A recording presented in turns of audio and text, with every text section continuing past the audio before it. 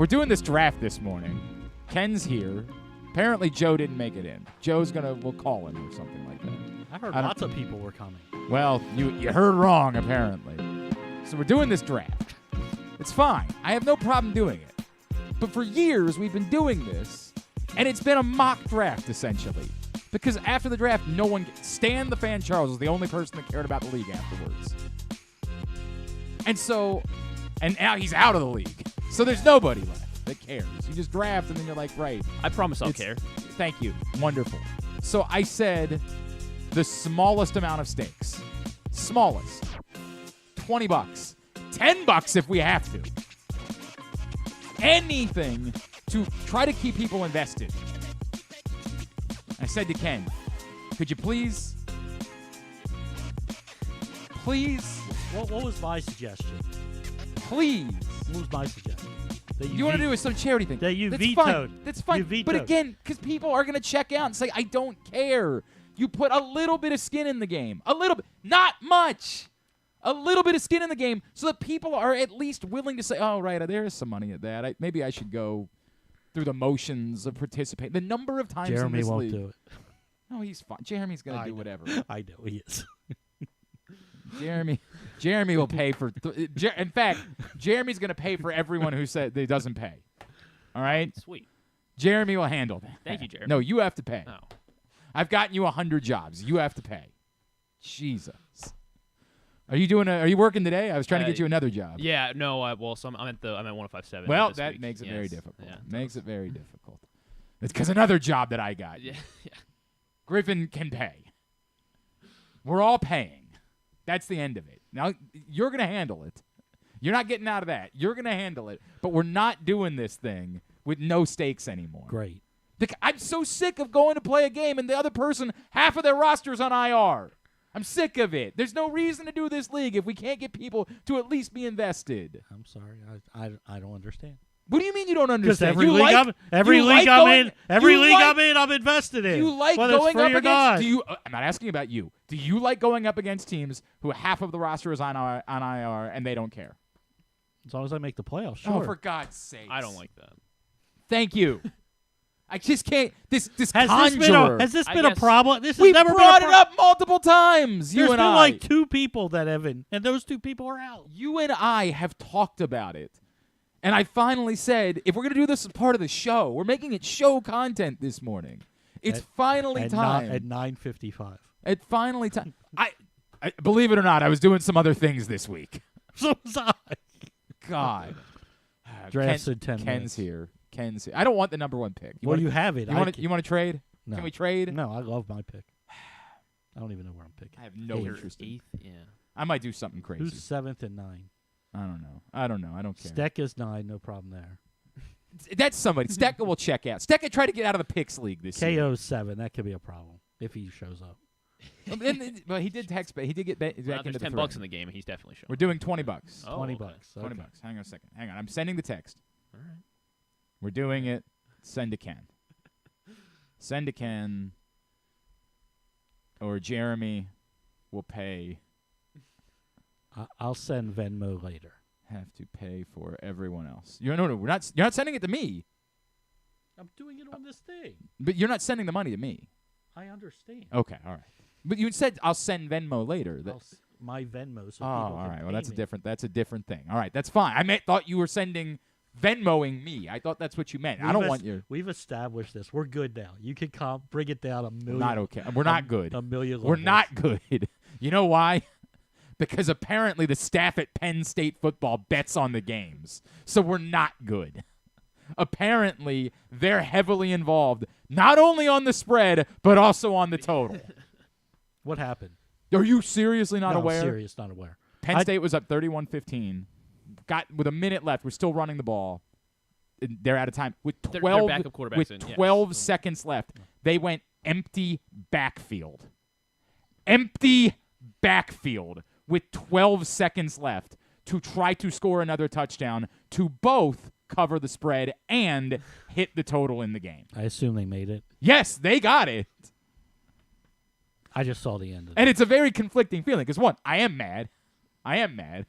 2, I can't believe Rita and I started talking about it on the show yesterday, and I was like, "Am I a conspiracy theorist?" She's like, "No, that's as insane as it gets. You're gonna risk these guys getting hurt in order to cover the spread." I mean, the backups need to practice that. Yeah, great. The backups need to practice. That's what it is. I'm so glad. I'm so glad that the backups got some practice versus the possibility of that kid, somebody from West Virginia, being pissed off that they're running up the score and taking the kid's ankle out. I'm sure that was worth it. I'm sure it's worth it to do that type of stuff. God. Anyway, I'm not good. But the Orioles won last night, so that's They fun. did. Yeah. I am happy about that. The Orioles won. Hi, it is Glenn Clark Radio. Hope you had a wonderful Labor Day weekend. I had an okay one. Looked like you had a good one. Mixed bag. Well, we had a lovely weekend, I guess. We did some things. It was lovely. Pictures looked lovely. I'll save some off-the-air conversation. Okay. Just Fair things enough. that I don't have any interest in sharing. On the program today, Bryan Bresee, of course, Damascus alum and now a rookie with the Saints, first-round pick. He's getting ready for his rookie season. We will check in with him also this morning. A special announcement. Tyus Bowser will join us to make a very special announcement. I wonder what it could be, considering PressBox has already made the announcement. Because we were not... We don't know if it's going to happen until Tyus. We were not simpatico on the release of said information. But that's okay. Tyus Bowser will join us for a very special announcement that could be anything. And also, yes, we will do this draft, and it'll be conversation-based, and we'll try to have a couple of people involved in the draft check in during the course of the program to discuss how things have gone. I have the number one pick, and I don't want it. I have the number one pick, Take and Patrick I'm Mahomes not and happy call it a about day. it.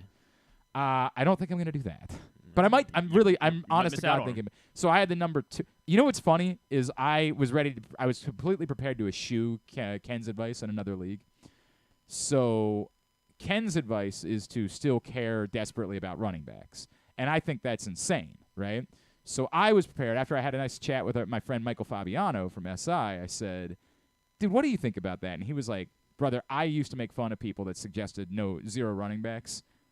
There won't be one league where I don't go 0 running backs this year." And I said, "Really?" He said, "Absolutely. Not worth it. The value's in the wide receivers. That's where I'm going." And that was my theory that I presented to Ken, and Ken was like, "No, you just got to have the running backs." So I went into my first draft that I care about saying, I'm doing it. I'm going 0 running backs. And then I had the number 2 pick in the draft. Jefferson comes off the board. You went Bijan, didn't you? Yeah, I went Bijan. And I'm sitting there saying to myself, I know I shouldn't take Christian McCaffrey. I know I should just take Jamar Chase and keep things moving. I know I shouldn't. But I couldn't help myself. Christian McCaffrey became my number 2 overall pick. And my top wide receiver on my team ended up being DJ Moore because when it came back around, I decided to grab Josh Jacobs and Mark Andrews in the 2nd and 3rd rounds. I took Hill last night, number 2. Tyreek? Wow. Mm-hmm. What's this? What's the sound that I hear? I don't care for it. What's going on there? It wasn't there to start the show. I don't like it. And we got to do something about it.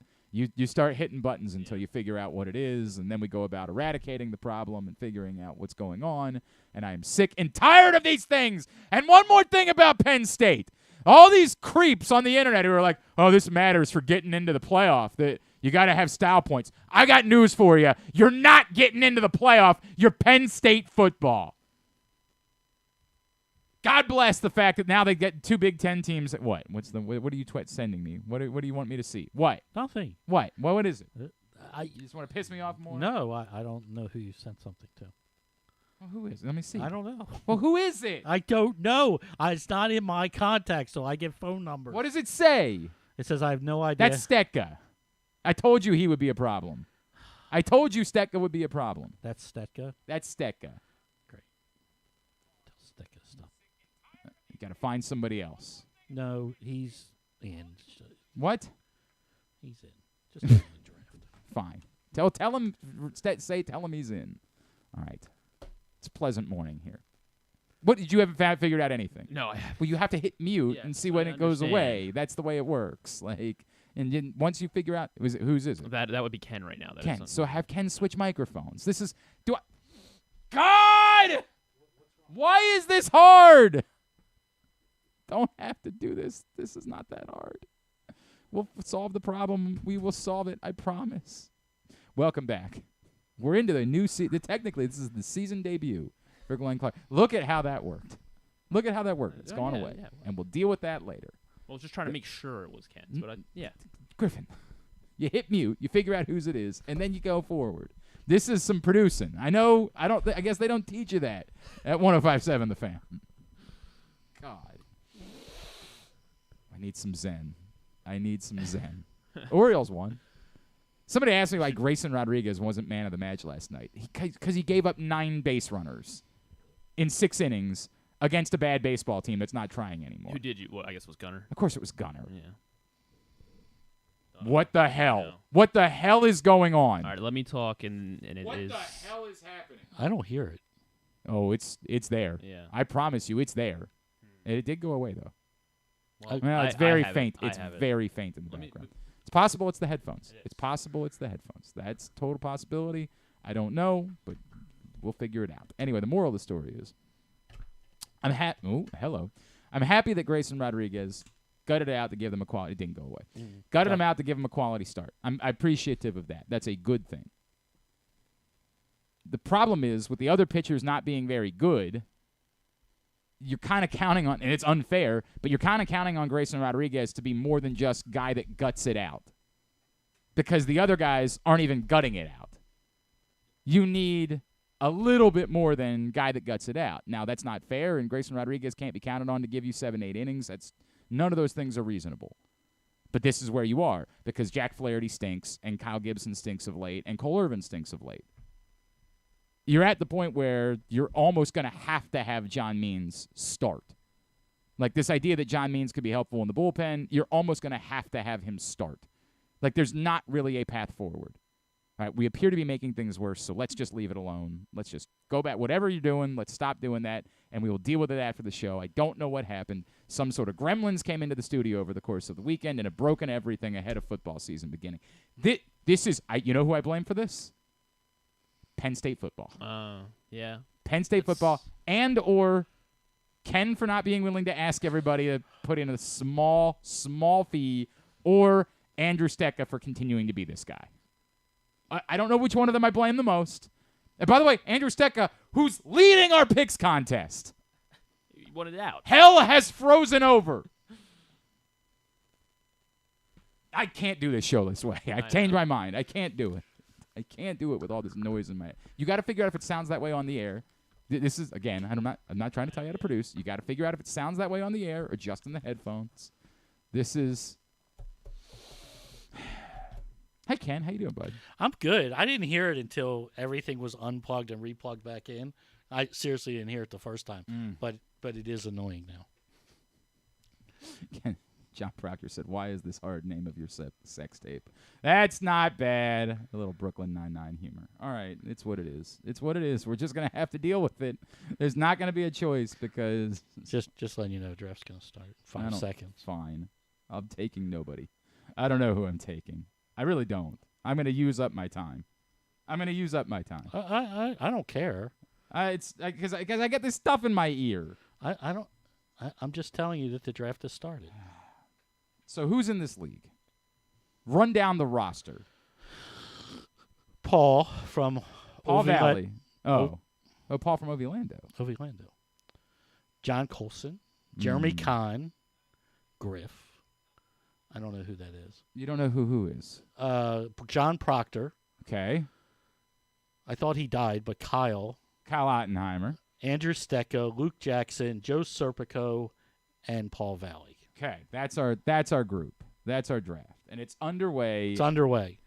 And I have 23 seconds to make a pick. You do. I know it's going to be a very tough decision. Your suggestion would be? Well, it would be Jefferson. You think Jefferson should by be far and away the top player? You don't think that Addison impacts Jefferson in any way? No. They had Thielen. They had Hawkinson for a while. I really want to mess with everybody, but I'm not going to do it. I'm taking Justin Jefferson. That is the number one pick. Good pick. That is the pick. Oh, that was quick. I appreciate that Paul Moss is actually involved. Who is PressBoxer? That's John Colson. John Colson. Very, very small chance that John Colson is actively drafting. He's not very here. Little, but I'm saying he's. I know. Oh, look at that! Oh, he's look out at there. It's your pick. You pick somebody. Who do you want? I said down 10-15 the whole time. I've been saying it for a week. You're about to have Christian McCaffrey join your team. You have 30 seconds, so Christian McCaffrey's on your team. That's the way it goes. All right. So you have what pick? 8th. And you have 5th? Yes. So here's how we're going to do this Yeah. draft, all right? You're going to have to tell me who you really want to be the 5th pick. Right now? Yeah. Tell me now who you're hoping Oh, are you going is. to tell Jeremy? No, I'm not going to tell Jay. For God's sake. I want Tyreek Hill. Oh, cool. He's there. There you go. Austin Eckler went number 4 I want overall. Tyreek Hill. So who are you rooting for to be there at 8th? Yeah. Or who should I take right now? Yeah, to make Ken angry. Yeah. Who would you, if you were in Griffin's shoes, you would be selecting who right now? He's got Jefferson, Chase, McCaffrey, Eckler have gone 1 to 4. I mean, who are you taking at 5? If you were making the pick, if I'm making the pick, I'm taking Hill. Okay. But I wouldn't. If you take Kelsey here, I'm not arguing against it. I took Kelsey at there 4. are people who just say you can never draft a tight end in the first round. Well, there are, but by the way, Griffin already went ahead and took Tyreek Hill. Okay, there are no. Yes, I mean, but it's such an advantage to take Kelsey over every other. I agree with that. Tight end Yes. that he's the one That's person. What, by the way, John Proctor has taken. He's Travis the one Kelce. person that I don't have a problem with it. Like you could take him 1. And it wouldn't be something I would do, but I'm never going to argue and say, "Oh, that's a horrible pick." No, it's not. About it. I mean, I thought about it last night in a league at 2. Stephon Diggs went off the board 7th, so you are on the clock now. I am on the clock, and I have you know how I like running backs, right? Mm-hmm. Yeah. So it's like Yeah. Robinson, it's Barkley or Chubb. Yep, those are, they're all there. They're all there. And I'm going to take the sure thing there and take Chubb. All right. I think there's nobody to share. He doesn't get hurt. By the way, Andrew Stecca is up, and Andrew Stecca is hell-bent on getting out of this league. Just tell him the draft. He did. Hell-bent. He was in it last year. He didn't send anything back. Said he wasn't in it this year. Draft somebody. He's going to get Bijan Robinson. That's not so bad. It's not. There's nothing wrong with it. The first round, you can auto draft. You now have time to get it. You're doing nothing, Andrew. It's harsh. He's not doing anything right now. He has time. He's clearly that's a good point. He's had time texting to us. send 7 texts. call You can him? make a pick. Oh, no, you want to call Joe now, I guess? Or? No, not right now. Oh, okay. I You want mean, to call well, Andrew then? Yeah, call Andrew. If he's got time, well, he might be at work. I don't know. But he clearly has he's time had time to go to 7 baseball games this week. Oh, he did do all the Orioles games. I didn't he, mean, in come Arizona? on. Didn't he? Can't do a draft. Can't do it. My God. What is He picked. Well, I don't know if he picked or somebody picked for him, I think. I didn't We know. only have 1 minute. I didn't before look if the picks. clock ran Bijan out. Robinson went number I mean, He did say it was an overall. auto pick. It did? Did it? Okay. Yeah. Okay. Yeah, Well, yeah. I mean, there's nothing wrong with that. Well, except for the fact that this goes to the problem that it was at hand, which is the investment issue. The investment issue is a problem. Look, if I got 11 out of 12, that's the best I can do. No, it's not. It is. No, it's definitely not the best you can do. A.J. Brown is the 11th pick. After Saquon Barkley went to Luke Jackson, Joe Serpico took A.J. Brown. And Paul Valley wraps up the first round with Derrick Henry. Ooh, What, goes he's not running back, answering? running back. Nah, I don't like that Ooh, pick. and Tony Pollard. Tony Pollard to start the second round. All right. Stecca didn't answer. Yeah, he's dodging. I don't know what's going on with him. I actually am starting to worry that he's fallen into some sort of After that Wernberger? he didn't look right that day. He at multiple times during that day, he tried to get out of the picks league. I think we might need to have an intervention with Stecca. Look, man, people go through things. I understand. Depression is real. I get it. But what's going on really? By the way, Joe Serpico is going 0 running back as he takes Garrett Wilson with the second pick in the second round as we are coming back around in our fantasy draft. Anything so far that has surprised or bothered you? No, not really. I mean, I know Derrick Henry has fallen out of favor with some people in the fantasy community, but at 12, 13, I mean, that's where he's going. He's going to get a lot of work until the wheels fall off. And, if I'm Valley at some point, or I take anybody who takes, I just make sure at some point I try to get Spears. So Spears is now more valuable to me than he is for anybody else. It's just Ken's way of announcing to you, Paul Valley, that he's going to try to get Spears before you can. Just be prepared for that. I probably won't. Okay. Oh, Luke Jackson's got to go auto pick now? So Devontae Adams, Patrick Mahomes to Andrew Stetka. Quick picks. Okay. It's my favorite guy. It's my favorite guy. Who? Amon-Ra St. Yeah, Brown. I don't blame you for that. I don't blame you for that at all. I just how he falls here. I get it. I would have taken him as my 4th wide receiver. Okay. All right. Ken, what if I went Waddle and Tyreek Hill? Would that be irresponsible? You want to know something? I did it last night because I took Waddle in the 3rd, and I had the second pick, so it was on the loop around, and I didn't plan on doing it, but he was just there, and it's like he's the best. Just take the best players. You'll work it out. Cooper Kupp goes right in front of Griffin. I'm gonna go receiver again, Ooh, and going 2 receivers. I'm not gonna go Waddle. I No, really I mean, like this guy. There's one just sitting there, just staring at you. in the New Orleans offense this year. Oh, not that guy. I like Chris Olave. Okay, it's fine. Ken is flummoxed by why CeeDee Lamb is still available. Yeah, well, he's no longer available. Jeremy and Conn. of course. I mean, right away. Because Dak, I don't think we're down on Dak Prescott, aren't we? John. Yeah, but who else is he throwing to? All right, so Yeah. I'm up. Gallup? You are up with 2. I'm up with 2. There's Waddle. I don't have any running backs yet, so I feel like I'd be in that conversation. The highest player available on the board is Jalen Hurts, but I don't know if I like going quarterback so early. Your boy's there, Which one? Andrews. I am tempted to go in. This goes back. Somebody said, "Is this a homer thing?" I'm like, not at all. It's the tight ends stink after the 3rd one thing. There's 3 tight ends, and then everybody else stinks. And I was. It is. It's just a crapshoot I after also that. don't like any of the running backs here, but I feel like I can't go this long without a running back. Starting to break into sweats. I am starting to break into sweats. It's running out of time. Imagine going 0 running back for 3 rounds. Might have to. I'm going with the first pick. I am going Mark Andrews. Mark Andrews. Now, Jalen Hurts. You're not Jalen Hurts, T. Higgins, Devontae Smith are the top players on the board. You're not bothered by all the offensive weapons. No, not at all. That the Ravens don't have. I've said it a billion times. Okay. This offense still goes through Mark Andrews. Has he practiced? No, he didn't. But everybody says he's going to play. Yeah. Now I'm in a terrible bind. You're really not. You think this is easy? I do. Because you would do what? You would just continue to not take running backs? I would take a running back here. Yeah, that's what I thought. There's no way I'm taking Hurts here. I mean, I just in a 1 quarterback league, I can't do that. I'm going of the offense that I think is the best of the 3 running backs that are there, and I'm taking ATN. Ooh, yeah. Okay. Just because I have the most confidence in that offense of the 3 that are sitting there. I don't Gibbs was the only other one I thought about there. Ooh, okay. To me, like see, I'm not. I'm still a Stevenson truther. God bless you. Zeke's done. Oh, Paul Moss goes Lamar Jackson. Lamb Jack. Yeah. How about that? True. 0 running back. Yeah, he really is going 0-0 running back. God bless. I don't know, man. Some of the nerds tell you the 5th and the 6th round is the place to go to get running backs. I'm with the nerds. I think I'm gonna continue. Yeah, I'm gonna. I mean, how many wide receivers do we play in this league? We get 3 flexes, right? So. Oh, right, because this is a no kicker, no. So 2 defense.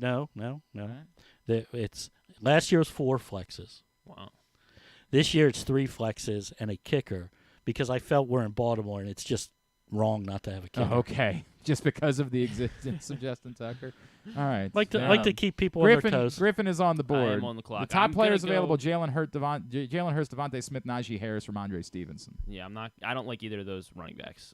So I mean, I'm gonna have to go with one of the Eagles. I'm gonna stay at receiver. I'm gonna go Devontae Smith. How about that? It's a good receivers. It's a good threesome. 3 receivers to start the draft. Proctor goes with Jahmyr Gibbs. That was a guy that I liked. I was thinking about him to start the 3rd round. I hate giving Proctor credit, but I kind of like his draft so far. Kind of. You like Cooper Kupp? I mean, I get the injury concern there, but if he plays, my God, it's Cooper Kupp that we're talking about. Now running backs totally just wildly coming off the board. With the auto, I guess. Well, I didn't auto. So Stecca does not now, have a wide receiver yet. Well, you know what? He's got Patrick Mahomes, though. Patrick Mahomes. I don't know if you've heard, he's pretty good. right, we're doing this draft. We'll grab a break. We're not doing this the entire morning. No, we should not. We're going to do this for like one more round of live drafting, and then we'll just move on, and then we'll just sort of talk about it as things warrant. Our buddy Joe Serpico will check in. Oh, the pace is really picked up. I appreciate there goes that. T.J. Hawkinson. T.J. Hawkinson, the third tight end off the board, as Andrew Stecca is gifted him. We're back to KZ. You already said you liked Stevenson, so that's who you took in the third round. I did. Tell me about whoever this is that you're about to take. So I don't know if he's not getting back to me. I'm taking a running back, so let's go there. I'm taking a running back. Okay. The top running back on the board is Ken Walker out in Seattle. I'm not taking him. Ooh. There's too much. You're not doing the really risky So you're thing, gonna take are Jonathan you? Taylor. No, I'm not taking him. Damian Pierce in Houston. Do we have? Because this guy's not getting back to me, and I do believe he can be a league winner and I have two other running backs. Okay. Oh, J.K. Wow. I am bullish about J.K. Dobbins. I don't blame you for that. And the only reason I do this here is because I have my two cornerstones. Sorry, Proctor. But I took him there because he's not getting back to me in the Baltimore league. There's no question about that. If he's the guy, Mm-hmm. everybody's singing Kumbaya and he's healthy. Mm-hmm. He's a top 12 running back. I understand. So I why not completely take get that risk? I At completely get worst, he's a flex for me. Okay.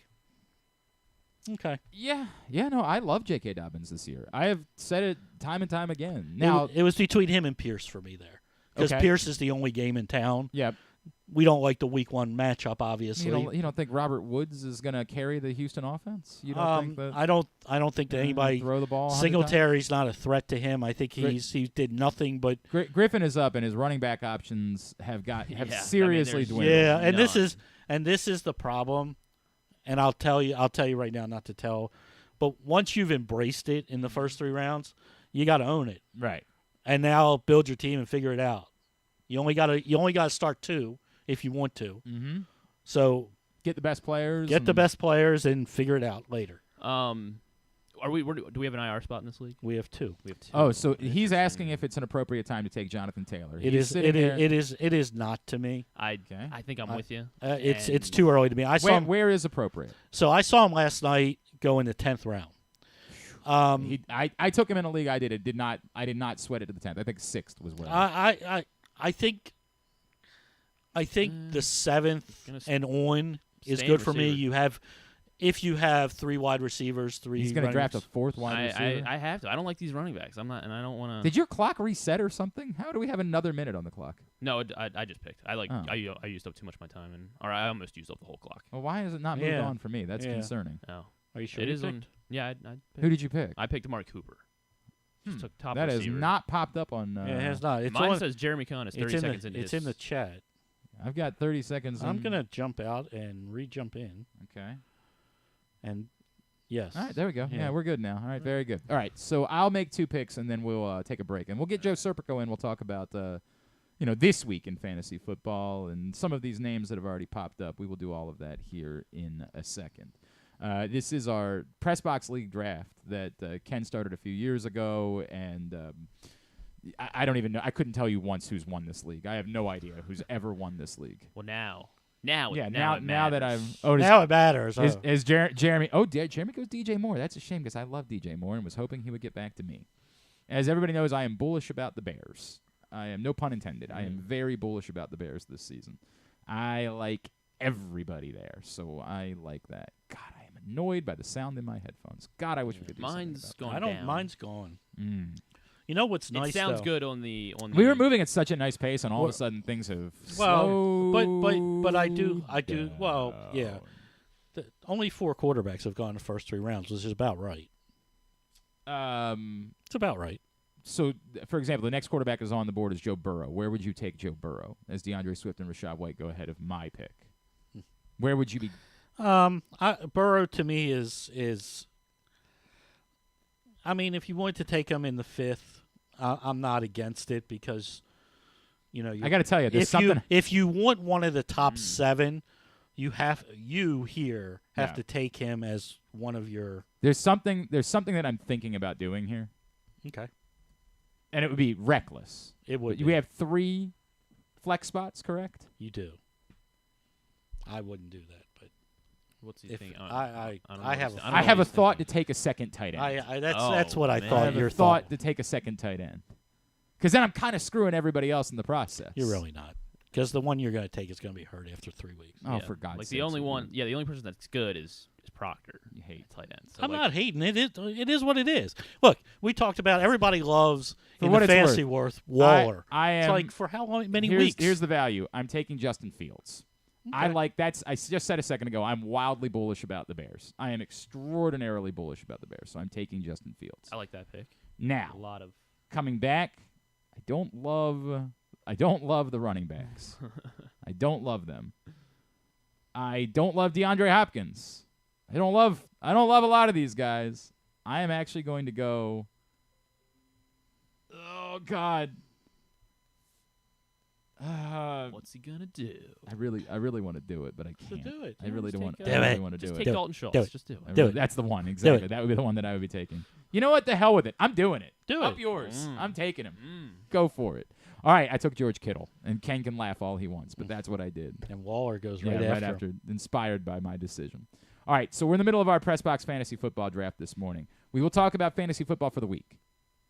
Joe Serpico is going to be joining us every Tuesday this week, brought to you by Live Casino and Hotel. So we're going to do that when we come back in. Today's show is brought to you by, this one's brought to you by your local Toyota dealer and buyatoyota.com. The Toyota Tacoma comes in a range of models and trim lines, so you can choose the perfect Tacoma to reflect your unique personality and driving habits. Check out buyatoyota.com for deals on new Tacomas from your local Toyota dealer today.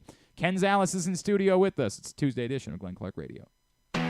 Why bet with the big boys this football season? Instead, try your hand with the local book, Superbook Sports, this fall. Superbook Sports is the book next door. Just a dedicated team of the best odds makers in Las Vegas, making sure you get the best prices and parlays anywhere. And now, Superbook will give you a bonus of up to $250 when you sign up and wager on the same day and use the promo code GlennClark23, GLENNCLARK23. So bet with the best and use the promo code GlennClark23 this football season with Superbook Sports. Visit superbook.com for terms and conditions. Gambling problem? Call 1-800-GAMBLER. It's another exciting weekend of affordable family fun at Prince George's Stadium with the Bowie Bay Sox. Last weekend of the regular season kicks off on Friday the 8th with Adley Rutschman Night. Mystery Adley Rutschman giveaway items for the first 750 fans. Fireworks on Saturday with the return of our 1K beer run. See how fast you can complete the race while getting 3 beers down. And our Birdland celebration on Sunday. Free autograph items for the first 1,000 fans. Get your tickets now by calling 301-805-6000 or anytime online at baysox.com. The Bowie Bay Sox. Let us be your 9-inning vacation. The Maryland 5-star returns to iconic Fair Hill October 19th to 22nd, marking the next chapter in Maryland's equestrian tradition. Best described as the triathlon of horse eventing, you won't want to miss this thrilling sport. Enjoy a fall festival with local fare, retail vendors, and tons of family fun. Come for the event and stay for the experience in Cecil County, home to the Chesapeake Bay waterfront with vibrant small towns and accommodations to suit every desire. It's the place to be in October. Visit Maryland5star.us for tickets. Join PressBox's fantasy football expert Joe Serpico and the rest of our Glenn Clark Radio gang at Sports and Social inside Live Casino, Maryland, Thursday, September 7th for the pro football season opener between Detroit and Kansas City. We will be there 7 p.m. where Joe Serpico will help you nail this fantasy football season. Just come by and Joe will consult you on your lineup, who to sit, who to start, who to target for in a trade, and who to pick up off waivers. Plus, we'll try to help you win some money as we watch the game. So join us for the season opener, improve your fantasy team, and have a great time at Live Casino and Hotels, Sports and Social. 6 chicken tenders made from fresh, never frozen Royal Farms world-famous chicken, a family-sized order of Western fries, honey mustard dipping sauce, and a 2-liter bottle of Dr. Pepper. It's Royal Farms' new Tucker's Tenders Meal. It's Justin Tucker's favorite, and at only $19.99, it'll be your favorite meal, too. The new Tucker's Tenders Meal, available only at Royal Farms. Now you can kick back, relax, and eat like a champion. Real fresh, real fast, Royal Farms. It's a Maryland thing you wouldn't understand. Where the waves meet the shore, you will find Dorchester County. Hi, this is Jimmy Charles. When I think of Maryland, I think Dorchester County on the eastern shore where it's open for making memories. Dorchester County, it's a Maryland thing. For more info, visit www.visitdorchester.org. It's a Maryland thing. Hell yeah. It's a Maryland thing. Hell yeah. What's up, everyone? It's Tyus Bowser, and I've had so much fun hanging out with Reeta and putting up with Glenn the last couple years that I've decided to do it again. Season 3 of the Tyus Bowser Show is happening this year, as we'll be all over town, giving you the chance to get to know me and some of my teammates. As we talk football, life in general, and just say what needs to be said. You can find out more about the show by going to PressBoxOnline.com/Bowser. If you don't live in the area, you can watch the shows live on Facebook and YouTube. And if you miss one, you can listen Friday nights at 105.7 The Fan. So we'll see you all season long for the Tyus Bowser Show, a partnership of PressBox and Great Ace Memorabilia. Gambling problem? Visit helpmygamblingproblem.org. The next Tyus Bowser Show is Tuesday, September 12th at the Hamilton Sports Bar and Grill, 5506 Harford Road. It's brought to you by Superbook Sports. If you miss anything on the show, don't forget that you can watch full episodes at youtube.com/PressBoxOnline. And you can download podcasts on Apple, iTunes, Amazon, and Grindr. Wait, did I say Grindr? I don't think that you would find it on Grindr. Not that I know it's on Grindr or anything, I swear. On second thought, you know what? I don't care what you think. Here's Glenn. Normally on Monday, Stan the Fan, Ross Grimsley, and Luke Jackson are actually going to get together tonight or this afternoon on Facebook Live to talk some baseball after another Orioles win last night. Boy, it got worse. I don't know what happened, but it is dramatically worse in our headphones. We're having fun today. We are. Having a good day. Here, mute my mic for a second, see if that's it. Testing. Okay. Yeah. Okay, mute somebody else's, see whose it is. All right, not yours. Now try Ken. Yeah. Not that. Yeah. Now try the not and anything else potted up. Yeah. Everything else. All everything right, else so will we be got a down, bigger so. we got a bigger issue. We got a bigger issue that we're dealing with around these parts. Anyway, the moral of the story is that they will be getting together coming up later this afternoon. Actually, tonight they're going to do a pregame thing. Sorry, tonight they're going to do a pregame thing. 8:30. Facebook.com/PressBoxSports, YouTube.com/PressBoxOnline, or PressBoxOnline.com/video. You went with DeAndre Hopkins.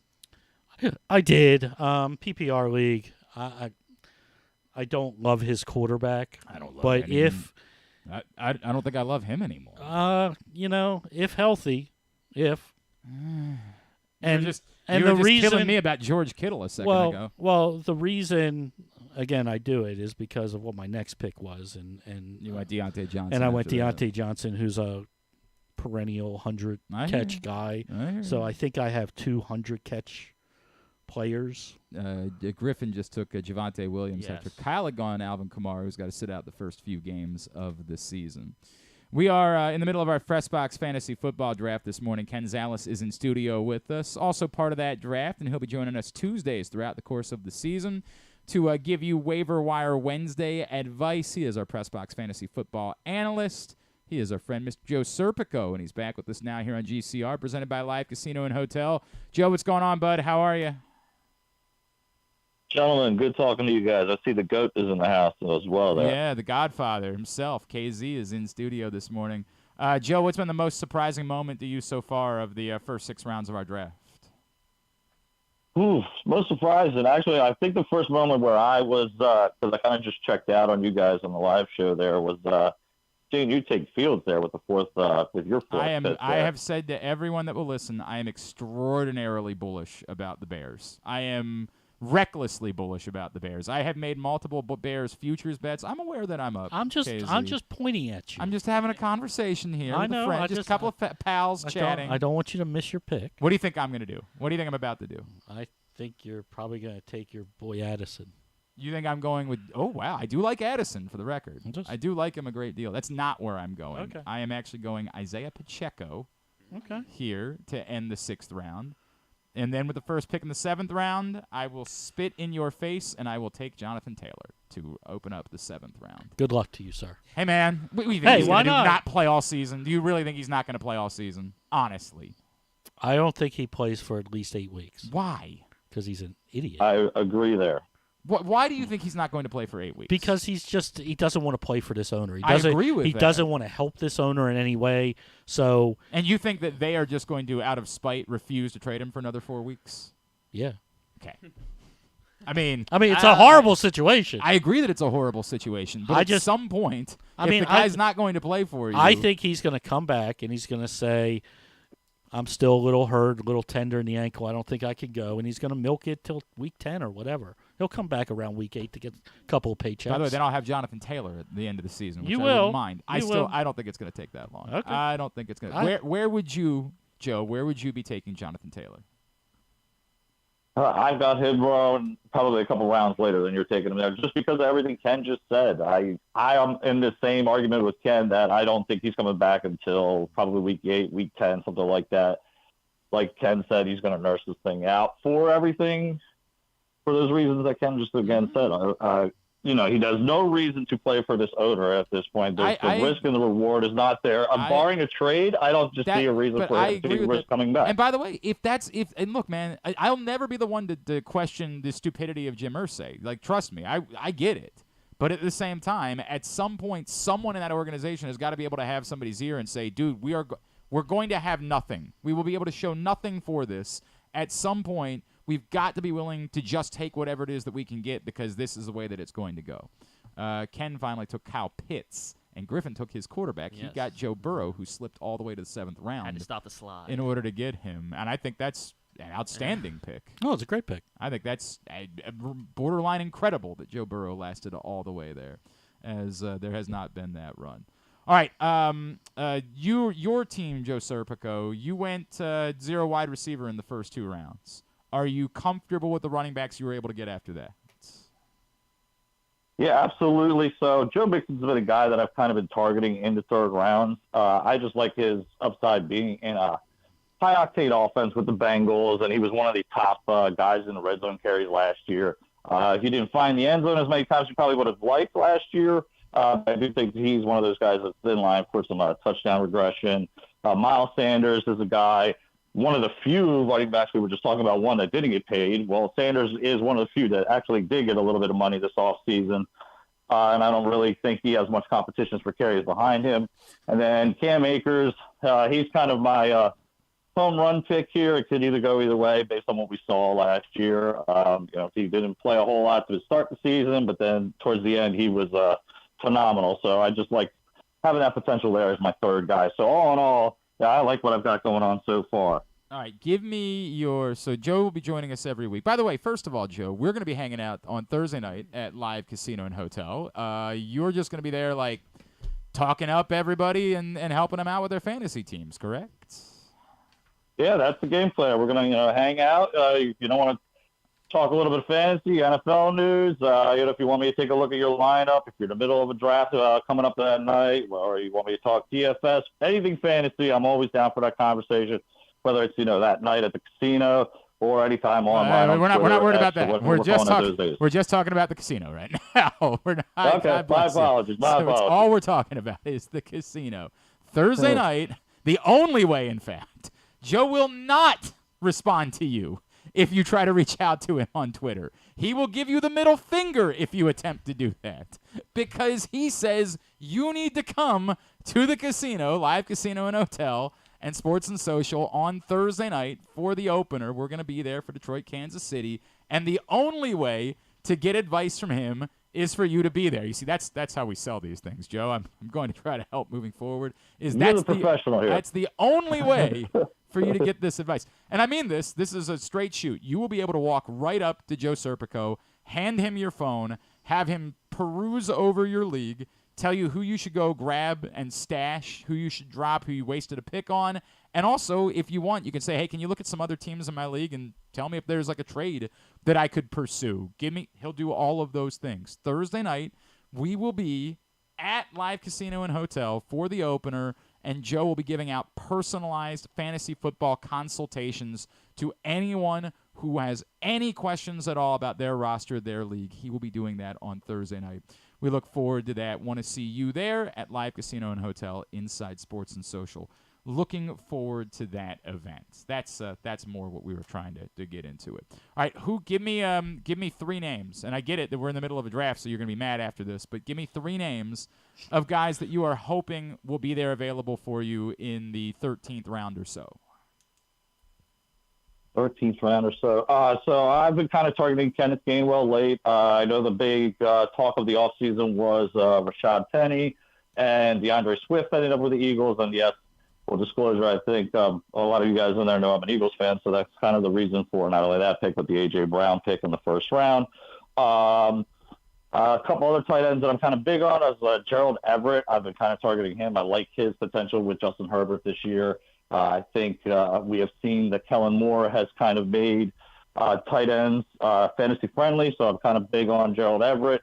And then just I'm trying to think of, another one I can see is kind of slipping is a hometown guy would be Rashad Bateman. I kind of have the 3 Ravens receivers in inverse order that you kind of see them in fantasy. I have it Bateman, Odell, and Zay. I think Zay is going to be a phenomenal player, don't get me wrong. I just think there's no reason to rush him into things, and I think when it's all said and done, I think it's going to be Bateman who's the number 1. I agree with the top of your list. I actually have Bateman number 1 too. I would go Flowers 2 and then Beckham 3, but I get it. Like I think that Bateman is being wildly undervalued fantasy-wise. I just don't get the idea that, like, because there are shiny new toys that suddenly Rashad Bateman, who had, I get it, while injuries are real, but who had developed a legitimate connection with Lamar Jackson, we suddenly think just disappears off the face of the planet. Oh, I absolutely agree with that. And I think that's kind of what you said, the shiny new toys. And that always seems to be the thing with these first-round rookies that come in every year. Of the 4, I actually do like Flowers the most. I just think that, there's no pressure for any of the 4 guys really to have to jump into immediate action. All of them have veterans ahead of them. So I don't think there's any reason for them to kind of rush Flowers. And now he is a special player. He's definitely going to be teamed up in different ways or whatnot. But when it's all said and done, like I said, I think Bateman is the number 1 for this team. So that's why getting him, I took him in a draft over the weekend. He was my last pick, and I was just baffled by it. So, he's one of those guys. And just to throw one more name out there Kareem Hunt is somebody as another one I'm taking with my last pick, just to see, this saga with the Colts. If he ends up there, your last pick maybe potentially ended up with the starting running back. So just another name to throw out there. All right, I like that. I like that as well. Updating from this round, Ken took David Montgomery. Griffin took Jamal Williams. Jamal Williams, of course, in line to start in New Orleans until Alvin Kamara comes back. So you get a starter for a few weeks, and then perhaps somebody that will prove to be, who knows where Alvin Kamara is at this point. I took Hollywood Brown. I don't like anything about the Arizona situation, but he is definitively their top wide receiver beyond a shadow of a doubt, so I took him. I am torn here because I'm going to go Brian Robinson. I am surprised at Antonio Gibson being ranked higher than him. I get it by the style of play. I understand that a little bit, but I really liked everything that I saw from Brian Robinson a year ago, Ken. Yeah, no, he's undervalued in fantasy for sure. We don't know how many grabs he's going to have this year. Gibson's not going away, but that's going to be a better offense than people think it's going to be. And Robinson's going to get all the goal line work, probably most of the 20-20 work. So I like Robinson. I think he's a potential 1,000, 1,200-yard type guy, 10-plus touchdowns, if that offense is on the right path. Jeremy Kahn goes tight end. What kind of idiot would have 2 tight ends? What kind of stupid is he? Oh, God. But, big dummy. No, I like Robinson, and especially in the 9th round when running backs we're starting to take backup running backs, as we saw a couple go off the board in Jamal Williams. Could be a backup once Kamara comes in. Mozart, look, who knows what Miami's doing? So I like that pick a lot. All right, we're coming back around. Let's just real quick recap. Griffin took Cortland Sutton. Yes. Here in this, what are we in the 9th round? We're in the 9th round. 9th round. So KZ's coming up a pick. Anthony Richardson. Let's talk about Anthony Richardson. You have been a little surprised by the aggressiveness related to Anthony Richardson. I don't even get it. I don't know if that offense is going to be. somebody that's respected in the industry, and I think we talked about this last time, said he wouldn't be surprised if Anthony Richardson leads all quarterbacks in rushing this year. And I'm like, what? Yeah, right. What did Justin Fields and Lamar Jackson Fields, just die? Hurts. Right? He's being taken over guys. Ken got his guy. He loves Jared Goff. He's loves number Jared 9 Goff. on my board. Yes, he loves him. And I started to see quarterbacks starting to go. What about you, Joe? Where are you with Anthony Richardson? Great pick by Luke. I'm in the same. I'm not getting that pick. Just killed me right there. I was trying to take Tua with my next pick right here. But I'm in the same boat as Ken. I'm not into the Anthony Richardson hype as well. I have him ranked a lot lower than the consensus does, just because I think all he gives you is his rushing prowess. I mean, the little bit of action we saw in the preseason of him as a passer was a little bit scary. I didn't like what I saw whatsoever. Jonathan Taylor not being there, I think, allows teams to kind of focus in on him even more. I think that scares me a little bit more on that as well. So he's one of those guys that gets, the hype, but I'm trying to avoid him. All right, I'm going to give this to you. It's something that I was going to give Ken when he joins us on Thursday, but I'll give it to you to get your opinion of it. I gotta play either Sky Moore or George Pickens in Week 1. Which one are you playing? Well, yeah, I guess we got to make that decision on Thursday for you. I'm going George Pickens. I just like what I've seen more out of him the past couple of years. Sky Moore, I mean, let's face it, he didn't get a whole lot of playing time last year for somebody who was a second-round pick. I know that receiving room is not the same as it was last year. A couple guys are in and out of the lineup. I was very much hurt. I just like what I like from Pickens. I was very much hurt by Sky Moore last year, but I'm ready to be hurt again for some reason. I am so tantalized by Sky Moore that I just can't give up on him. I can't do it to myself. It's almost like I don't want to be the guy that said I'm giving up on him and then this is his breakout season. Ken, what are you between those two? Where are you? Tell him he's wrong. Tell him I should play Sky. No, I can't. I can't in Week 1. I think Sky Moore, somebody's going to emerge for Kansas City, but in Week 1, I can't do it. As much as I think he's I really wanted to get Rashad Bateman this round. I'm pissed at Kyle Ottenheimer. That's okay. Luke just pissed me off with the Sky Moore thing. You're just telling me I shouldn't play him. No, this week. I think you have to. I think this is the area in this draft, and you're going to have to see a couple of weeks. Who's the guy in Kansas City that emerges? Is it going to be Tony? Is it going to be Moore? Is it going to be Rice? Mm-hmm. Who's it going to be? But in Week 1, I mean, the big play, even though I think Pickens is a very touchdown-dependent wide receiver in fantasy this year, I got to go with the more established person that's going to be involved in the offense. Sky Moore could go 0. I don't think that Pickens can. Think about that. I don't really want to think about that. All right, before we let you go, Joe, because I know you got to get out of here, give me your, advice, Week 1 specific advice. Be on this radar. Have this on your radar for Week 1 specifically. I mentioned the situation in Indy. I think after Week 1, we could see a lot of these what they're called vested veterans kind of make some moves. So I could see somebody like a Leonard Fournette and a Kareem Hunt being end up on teams like Ken mentioned before, the Dolphins. Just situation doesn't seem to be settled yet. I think at some point this season we're going to see something go on there. And then don't overthink it.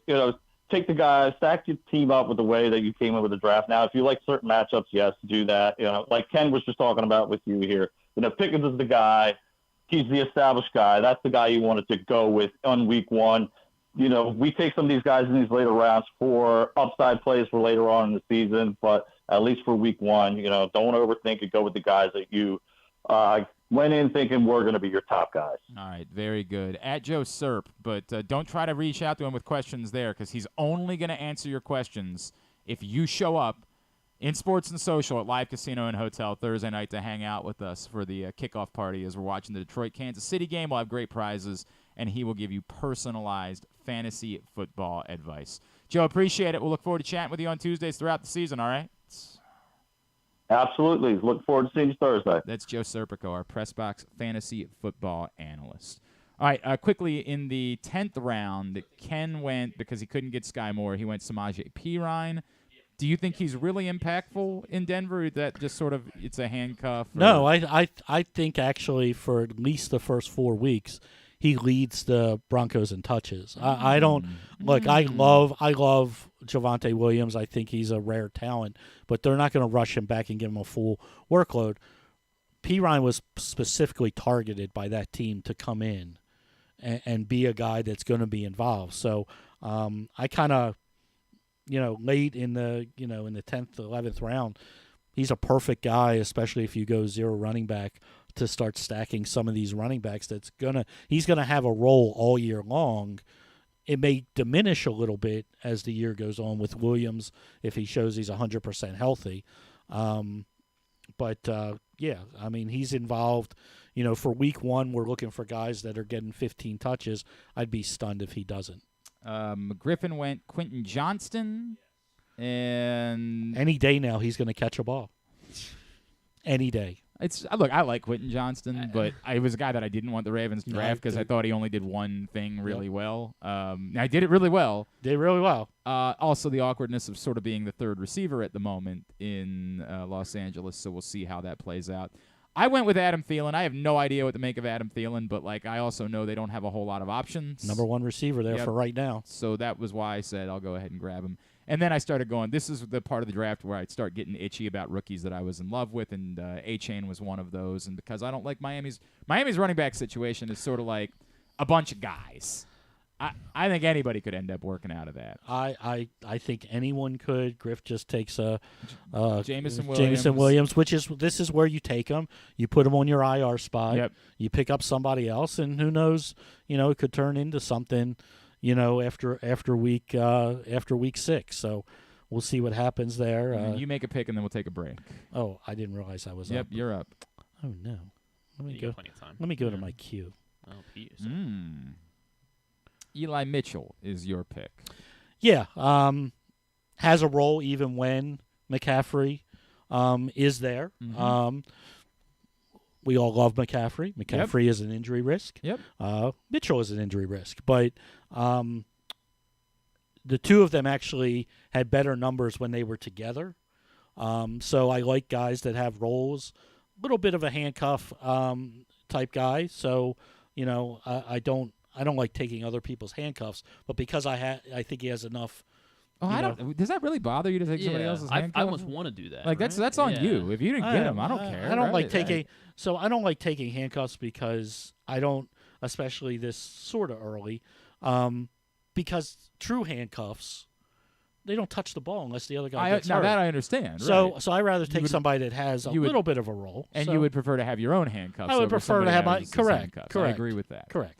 All right, hour number 1 of today's show is winding down. Don't forget, as you are getting ready to make your bets for week 1, it's time to bet with Superbook because we are hooking you up. We'll match up to $250 on your first bet same day. You make a deposit and you make a bet first day, up to $250. Win or lose, you get it matched with free bets. Superbook.com or download the Superbook app, but in order to take advantage of it, you've got to use the code Glenn Clark 23, GLENN CLARK 23, Glenn Clark 23 in order to take advantage of that with Superbook. We come back in a very special announcement from our friend Tyus Bowser. That's next. It's Glenn Clark Radio. Catch that festival feeling in Charm City. Everywhere you go, you'll find exciting entertainment, delicious eats, and endless summertime fun. Cheer on the O's at Camden Yards, pick crabs by the waterfront, beat the heat inside a world-class museum, and make memories that will last a lifetime. Go to Baltimore.org for more information and to plan your visit. All electronic tolling is here to stay in Maryland, and DriveEasyMD.com helps you cruise a little easier. We're Maryland's tolling resource, home to Easy Pass, pay-by-plate, and video tolling. It's never been easier to pay your way. DriveEasyMD.com will keep you moving.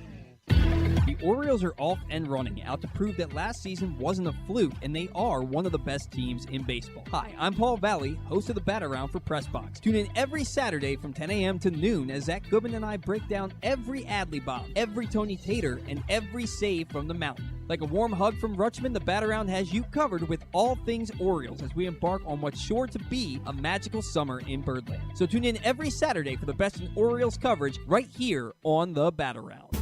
Visit Harford County this fall. Celebrate arts across Harford September 15th through the 30th with dance, theater, music, and visual arts. September 29th through October 1st is the largest Italian festival in Maryland, featuring entertainment, cooking demonstrations, a bocce tournament, and family fun. If you're headed to the Maryland 5-Star, stay and play in Harford County. While you're there, enjoy the scenic views atop the King and Queen seats and experience pumpkin patches, corn mazes, and fall brews along their Harford Libation Trail. For more info, head to visitharford.com. Maryland open. Picking a restaurant to try for the first time? Let's look at the Costas Inn. Here's a few checklist items. Quality of the food? Check. Quality of service? Check. Does restaurant have plenty of free parking? Check. And finally, does restaurant have delicious steamed crabs, crab cakes, crab soup, and specials galore? Check, check, check. Costas Inn, 4100 North Point Boulevard. They check all the boxes. The latest edition of PressBox is available now. On the cover, Bo Smolka dives into what's next for Lamar Jackson after receiving one of the biggest contracts in football history. Is Lamar ready to take the Ravens to the next level, now with a new offensive coordinator and new wide receivers? Also inside, we look at what new football coaches Brian Newberry and Pete Shinnick bring to Navy and Towson respectively. And we meet players from the college football and soccer programs around the state. PressBox is available for free at over 500 area locations, including 60 Royal Farm stores. And you can always find the entire edition as well as the best daily coverage of the O's, Ravens, and Terps at PressBoxOnline.com. It's another exciting weekend of affordable family fun at Prince George's Stadium with the Bowie Bay Sox. Last weekend of the regular season kicks off on Friday the 8th with Adley Rutschman Night. Mystery Adley Rutschman giveaway items for the first 750 fans. Fireworks on Saturday with the return of our 1K beer run. See how fast you can complete the race while getting 3 beers down. And our Birdland celebration on Sunday. Free autograph items for the first 1,000 fans. Get your tickets now by calling 301-805-6000 or anytime online at baysox.com. The Bowie Bay Sox. Let us be your 9-inning vacation. 6 chicken tenders made from fresh, never frozen Royal Farms world-famous chicken, a family-sized order of Western fries, honey mustard dipping sauce, and a 2-liter bottle of Dr. Pepper. It's Royal Farms' new Tucker's Tenders Meal. It's Justin Tucker's favorite, and at only $19.99, it'll be your favorite meal too. The new Tucker's Tenders Meal, available only at Royal Farms. Now you can kick back, relax, and eat like a champion. Real fresh, real fast, Royal Farms. Whether your focus is luxury and comfort, convenience and technologically advanced connectivity, or sporty performance and aggressive styling, we've got the perfect Highlander for you. Check out buyatoyota.com for deals on new Highlanders from your local Toyota dealer today. If you need more of Glenn, you can also hear him every Sunday with Rita on 105.7 The Fan. But also, if you need more of Glenn, what's wrong with you? We're coming back, so talk to us about it on the air is what you should do. Tell us your strategy. You asked me. I always take a kicker in the 13th round. If we're in a 16-team, 16-round draft, that usually has like a kicker and a defense. Yes. I tell people, get the kicker you want. What if there's not a kicker you want? Well, what if you just who has a kicker they want? Yeah, right. Like there's one kicker that I want, and he's never going to be available. So why would I? But take one from a high-powered offense that has a late bye. So we're done. You know, we're done now. I'm going to drop my kicker every week in order to put somebody else on my roster that I want. Okay. Like, you check the over-under, whichever team has the highest over-under. Right, and then you say, give me that. Because at this point, everybody's just taking, we're darts. Yeah, but I have some strategy to it. So do I. In these rounds, this is where I want to gobble up rookies that I like. This is the thing I tell you about. Like guys that I liked that maybe could end up just being so good that they break their way through and get a roster spot. And I agree with you, but I have to take a kicker somewhere, and you're gonna see who my probably next 3 picks are, and I'm gonna take those guys. I'm gonna wind up taking, I got 4 picks until I pick in the 14th round, and I'm almost pretty assured at least one of my guys is gonna be here. That I'm targeting in this round. Okay. If Paul Valley ever picks. Took Zach Ertz. So yeah, you're looking like you're in pretty good shape. I'm in pretty good shape. Singletary wasn't one of them. Singletary was on one of my late round darts. All right. Yeah. I get it. That's a fine, I can't get any of my. I have. I guess I could still get one of my. This is the guy that I targeted in this round. Marvin Mims, because you already got Judy. You got Judy hurt. He's already the number 3 wide receiver for Denver. I don't know what Denver's going to be. All right, very good. KZ is here. We are drafting this morning, but we're also making an announcement this morning. And I'd be fine to make the announcement by myself, but I feel like having this guy with us to make the announcement instead, that makes a little bit more sense. We had to do this just a bit earlier here on GCR. Man, I'm so excited about this. As you guys know, we've had the pleasure the last couple of years of getting to know our friend Tyus Bowser, and I cannot believe that he has agreed to come back and do this thing again. I cannot believe that he has decided to keep putting up with me. And I get why he likes hanging out with Reeta, but it blows my mind that he's doing it again. Tyus Bowser, it's great to see you, man. It is so good to catch up with you. Thanks for hopping on for a minute. I am so excited about this, dude. Oh, yeah, man. Season 3, a new year.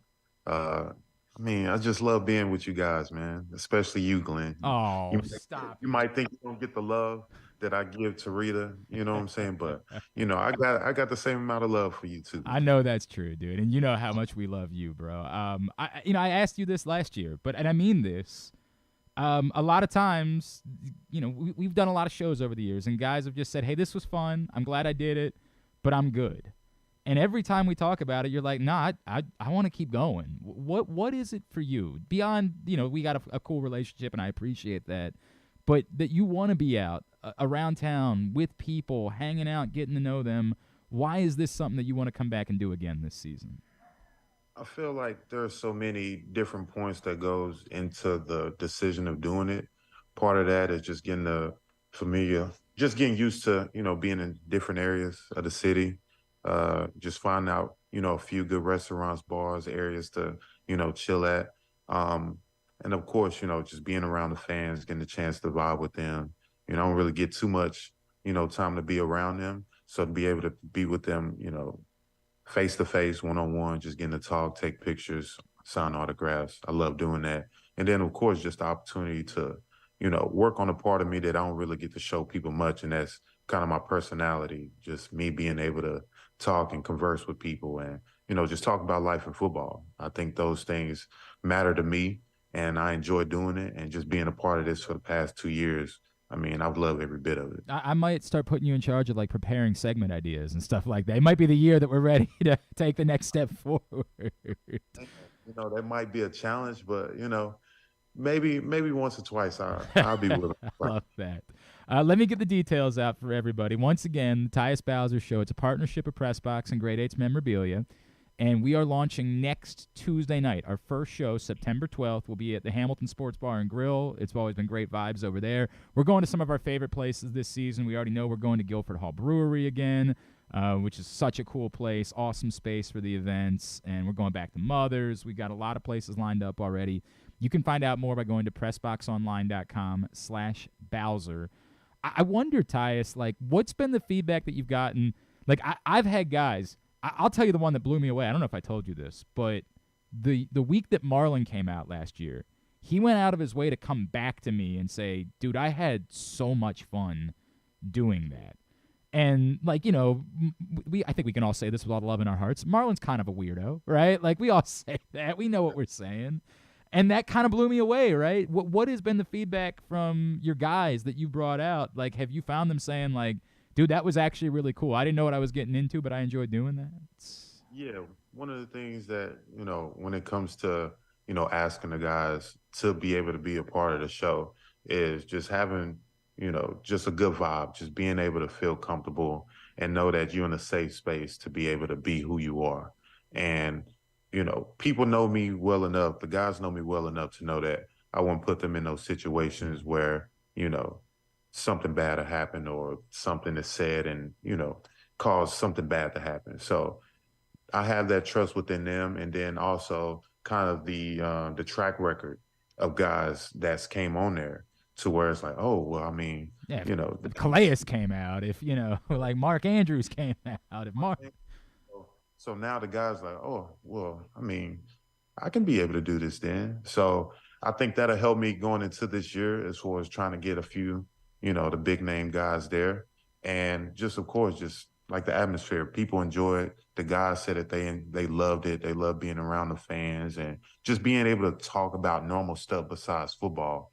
is something that they enjoy. And then, of course, they give you guys, you and Reeta, a ton of credit for how professional you guys are and, just making it so easy for them to just feel, welcome and feel like themselves. So, I mean, not only, with me, but you guys too, a ton of credit goes to y'all. That's very sweet of you to say that, Tyus. And look, for people that don't know the show, and what I appreciate, and the reason I think it's worked so well with us is that we can talk about the football stuff. Like, you're not going to say, hey, I don't want to talk about it. Like, we can talk when you're fighting with a Bengals player, we can come on, we can talk about it. But that's not all we're going to do, and we're not. Anybody that knows me knows that's not. I don't think people want to hear the other. I don't know who that's for. So what I've loved is just opening up and telling stories and getting to know you and getting to know these guys more and just learning things about them that we never knew before. And dude, Marlon talking about Nick Saban last year was like one of my favorite things. Just telling some stories. I love that part of this. Yeah, I mean, if you've been around Marlon, he don't really talk too much. He loves to talk, but he doesn't talk as much. So, I mean, even me observing him at the show last year and just seeing how open, how free he was to just kind of just express himself, you could tell how comfortable he is, and you could see that part of him that maybe a lot of people, even myself, that you don't really see as much. So it was very gratifying to see that from him. And even from having, guys like Calais, even Mark Andrews, who's a very quiet guy, for you to, bring about different conversation and questions. And, we could talk about football, but there's like a different part of it that you kind of express to him to where it's not necessarily football, to where it's like, I'm just not feeling like doing this today or talking about it. Small things that you can talk about and then continue to move on and continue to, learn about him and just the game and just life in general. So. And we've created a great group of people that come out like to every show and have kind of become part of our core. And our little buddy Jameson, who I can't wait to see, who's already told us he's going to be out for the 12th. Like, we've just got a great group of folks that have been out. We'd love to have you be a part of that. And again, it starts up next Tuesday night when we'll be at the Hamilton Sports Bar and Grill. All right, so let's get it out of the way so that we don't have to deal with it next week. I know you got to be bummed. I know it's got to be, killing. We went through this last year, right? Like, I know it's got to be killing you. I don't know what we say other than we're hoping to see you back onto the field in a couple weeks, and that's what we need to say, right? Yeah, that's it, man. That's it. We're gonna make it. We're gonna make it happen. We're gonna try to be back as soon as possible, but I'm going to definitely be back on the field, so I'm looking forward to it. I know that's the truth. I saw you out there still before the Commanders game, still throwing the football around with everybody. Are we still counting on that? Like, next Sunday, you going to be able to be out there doing that? Oh, yeah, most definitely. I'll definitely be out there. If I'm able to get on the field, I'm going to definitely be out there before the game throwing the ball with the fans. So, yeah, we're going to make it happen. I love that, man. How we saw the video. You guys got together for your team dinner last week. Did you know that Zay Flowers had that in him? How blown away were you? No, I think he had it in him. I mean, you could just tell by his personality, the way he carries himself, to where, he keeps a good energy on him. It's not anything, negative or sheltered. Like, he just beats himself. And the fact of him being a rookie and being able to show that part of him, especially from a first round, you always have this persona of different guys when it comes to, status and who you are and things like that. But there's really none of that. And it's great to see. It's very satisfying to see a guy like that, to be able to show himself and express himself in front of everybody, and everybody enjoy it. Everybody love it. And you continue that good vibe, that good energy that we've already had in the building. And you just carry it on, so it was nice. I'm glad you a lot of people brought that up, Tyus. Like, I don't want to take anything away from, like, the relationships that you guys had the last couple seasons, but there was a lot of talk about, like, man, the vibes around this group, it's hard to explain. And I don't know if it started around, like Lamar getting the deal done and then Odell coming in, and all of a sudden people are like, all right, let's go. But can you put into words what that's like and what the feeling has been like, and if it does feel a little bit different around this group? I can only say so much just because, I've been in treatment, I've been doing rehab, so I'm not really out there with the guys on the field and things like that. But being in the locker room with these guys, you can just tell the energy is there. You could tell that there's a good vibe around everyone where it feels like a brotherhood. It feels like a family. And that's what you want from your team. You want to be able to trust the guy next to you. You want to be able to know that this guy has your back, when the back is against the wall and you need help. And to be able to feel that, to be able to, be a part of that is very nice. And going into the season, you just feel so much comfort. You feel so confident in everyone to where it's going to be a good year. Have you reached the point now in your career where, so Calais is gone, right? Like Justin Houston's gone. Do you have to kind of take over as the wise sage in the locker room? Do you have to kind of take over as the guy that's been around for a little while, and now you got to be the one dishing out wisdom, things like that?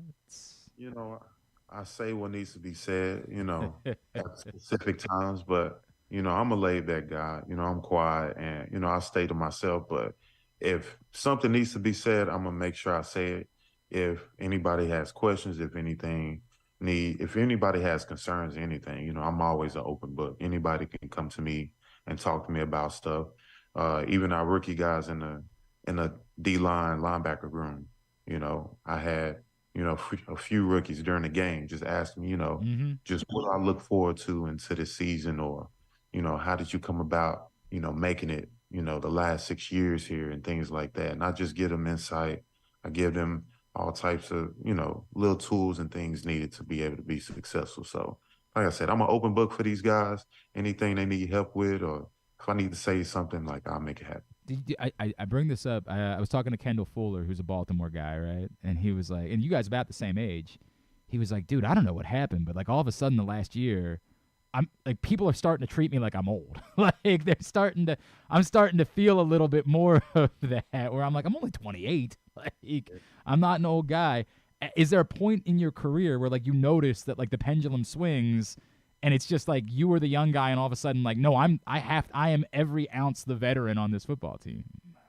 Yes, I've felt that a few times now. I mean, even the young guys, and they're like, yes, sir, no, sir. And I'm like, this is crazy. I used to be that guy saying that to Suggs and, CJ Mosley and those guys who were, seasoned veterans. So to be able to be around there for so long, people know that, people understand that. And, they carry that respect for you, which I do appreciate.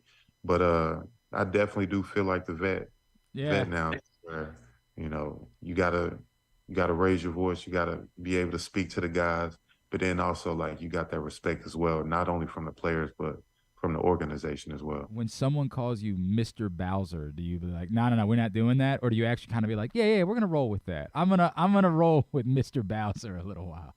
I'm gonna roll with it just because, I'm a Southern guy. So most of the time when you approach people like that, of higher, whatever you want to call it, people always come at you respectfully, Mr. Bowser, sir, no, sir, things like that. It's kind of weird. Like I said, I'm only 28. So it's kind of weird for me to hear, but I'm okay with it. I'm okay with it. I can respect that. Now, let me go back to Zay for a second. Do you think we could institute a policy that, when rookies come out to do the show, we get them to perform when they come out? Do you think that's something that we could make fly moving forward? I only want to make things comfortable for these guys. I want to keep the name good with what I have. So, I mean, if they want to do if they want it, all right, we can do it. If they're down. If they're down, then, let them do what they got to do. But it just depends on their mood. If they just want to be in a chill mode, it's let's just talk, you know what I'm saying? Yeah. And leave it as it is. Or, you know what, I can open up a little bit, and, it's all on them. They're the guests, so we want to make sure that, right, they feel as comfortable as possible. All right. I would dig it, though. It'd be very cool if we could get just one, to agree to perform for us this season. I gotta see who, though. Yeah. We got a few rookies, but I'm trying to see which ones will actually be willing to make that happen. We'll see. We got a whole season. We got a whole season to figure that out, which I'm looking forward to, man. What about everything else? Obviously, I know, the rehab, it's been the big part of it, but what else you do? I know we know you were an international traveler this summer. Yeah. How cool was that, man? That was quite an experience, I can definitely say. And not only just traveling, going to, different part of the world, but, being around three guys that you never thought that you'll spend a month and a half with. So that was quite the experience as well. We're going to talk a lot more about that. We're going to talk a lot more about Hopefully I can bring two of those guys we could talk about it. I love that. And then I got to, because I don't want to do it on the show. We had a fun moment that I just want to see if you've recovered from. On Mother's Day this year, we let your mom call into the radio show. Yeah, and remember that. I asked her if she had any embarrassing stories about you that she'd be willing to share. Do you remember what the phrase was that she said that you immediately had to? I heard the most audible "Mom" in the background after she said. Do you remember what it was? Oh, man. Oh, gosh. I don't remember. All right. I'm not going to... She started by saying, well, Tyus was addicted to... Oh. Yeah, you remember what she said? I know what you're talking about. Did you have to have a conversation afterwards about, like, Mom, we got to work on phrasing a little bit? I mean, she's with the program, you know. It's not that far away. Like, she understands, but yeah, I have to let her know, like, hey, you gotta say the full word, basketball. You know, we can't just say balls, you know. We can't do that because that's not the era that we in where you can stuff like that. I swear, Tyus, I don't even know how far sitting away you were, but you were the loudest voice. I was right next to her. Yeah. I was right next to her when she said that. I was like, "Yeah, come on, Mom, you can't be smart." It was so great, man. Dude, I'm so excited. I really do appreciate it. It's awesome, this connection that we've created over the years. I'm really glad it's going to continue. And as I said before, I've done a lot of these, none that have been as fun as this has been these last couple of seasons, man. So I can't wait. Everybody get to PressBoxOnline.com/Bowser. Get all the info. First one next Tuesday night after the Week 1 game. Next Tuesday night, September 12th, we'll be at the Hamilton Sports Bar and Grill. Tyus Bowser, I can't wait, man. So glad to have you back on board. Thanks for hopping on for a couple minutes. Yes, sir, absolutely. All starts 1 week from tonight. We will be at the Hamilton Sports Bar and Grill. Can't wait for it. And again, go to PressBoxOnline.com/Bowser in order to get all of your information for the Tyus Bowser Show, which is back. Thank you to HelpMyGamblingProblem.org for making this possible. And, of course, thanks to our friends at Superbook Sports for making the Tyus Bowser Show possible as well. We are back 1 week from tonight. We will be at the Hamilton Sports Bar and Grill. All right, the draft is over, Ken Zalis. It is. You're perusing. You're looking over. Yeah. I mean, it was a good draft. I mean, if you go by, you look at Week 1 and you say, okay, how many points are projected? I mean, everybody's really close. You're being political. Who had the best draft and who had the worst draft? So, they gave the best draft grade to John Proctor. Wow. Oh boy. But he's got a Cooper Kupp issue right from the start, and he really doesn't have a replacement for Cooper Kupp on his bench, so he may run into a little bit of an issue there. I thought our own John Coulson had a solid draft.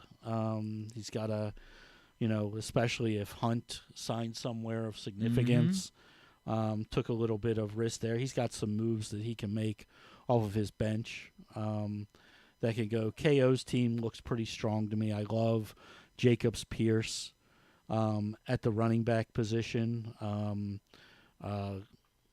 With Kamara, coming back in Week 3 or Week 4. So, and he took a couple of late guys in Justin Ross and Sam Laporta that are favorites of mine. So, just a couple of things that kind of jumped out at me. Glenn, your team has some.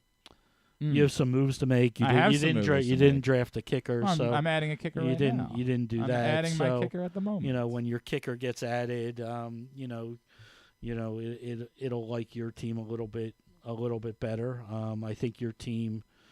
It's the best. Just go ahead and say it. I think definitive best. I think your team has the biggest risk reward in fantasy this year, which is Jonathan Taylor. If Jonathan Taylor comes back after a couple weeks and is the Jonathan Taylor that we've come to know, that's a steal, even where you got him in something like the 8th round, something like that, and it gives you, a tremendous advantage over some people.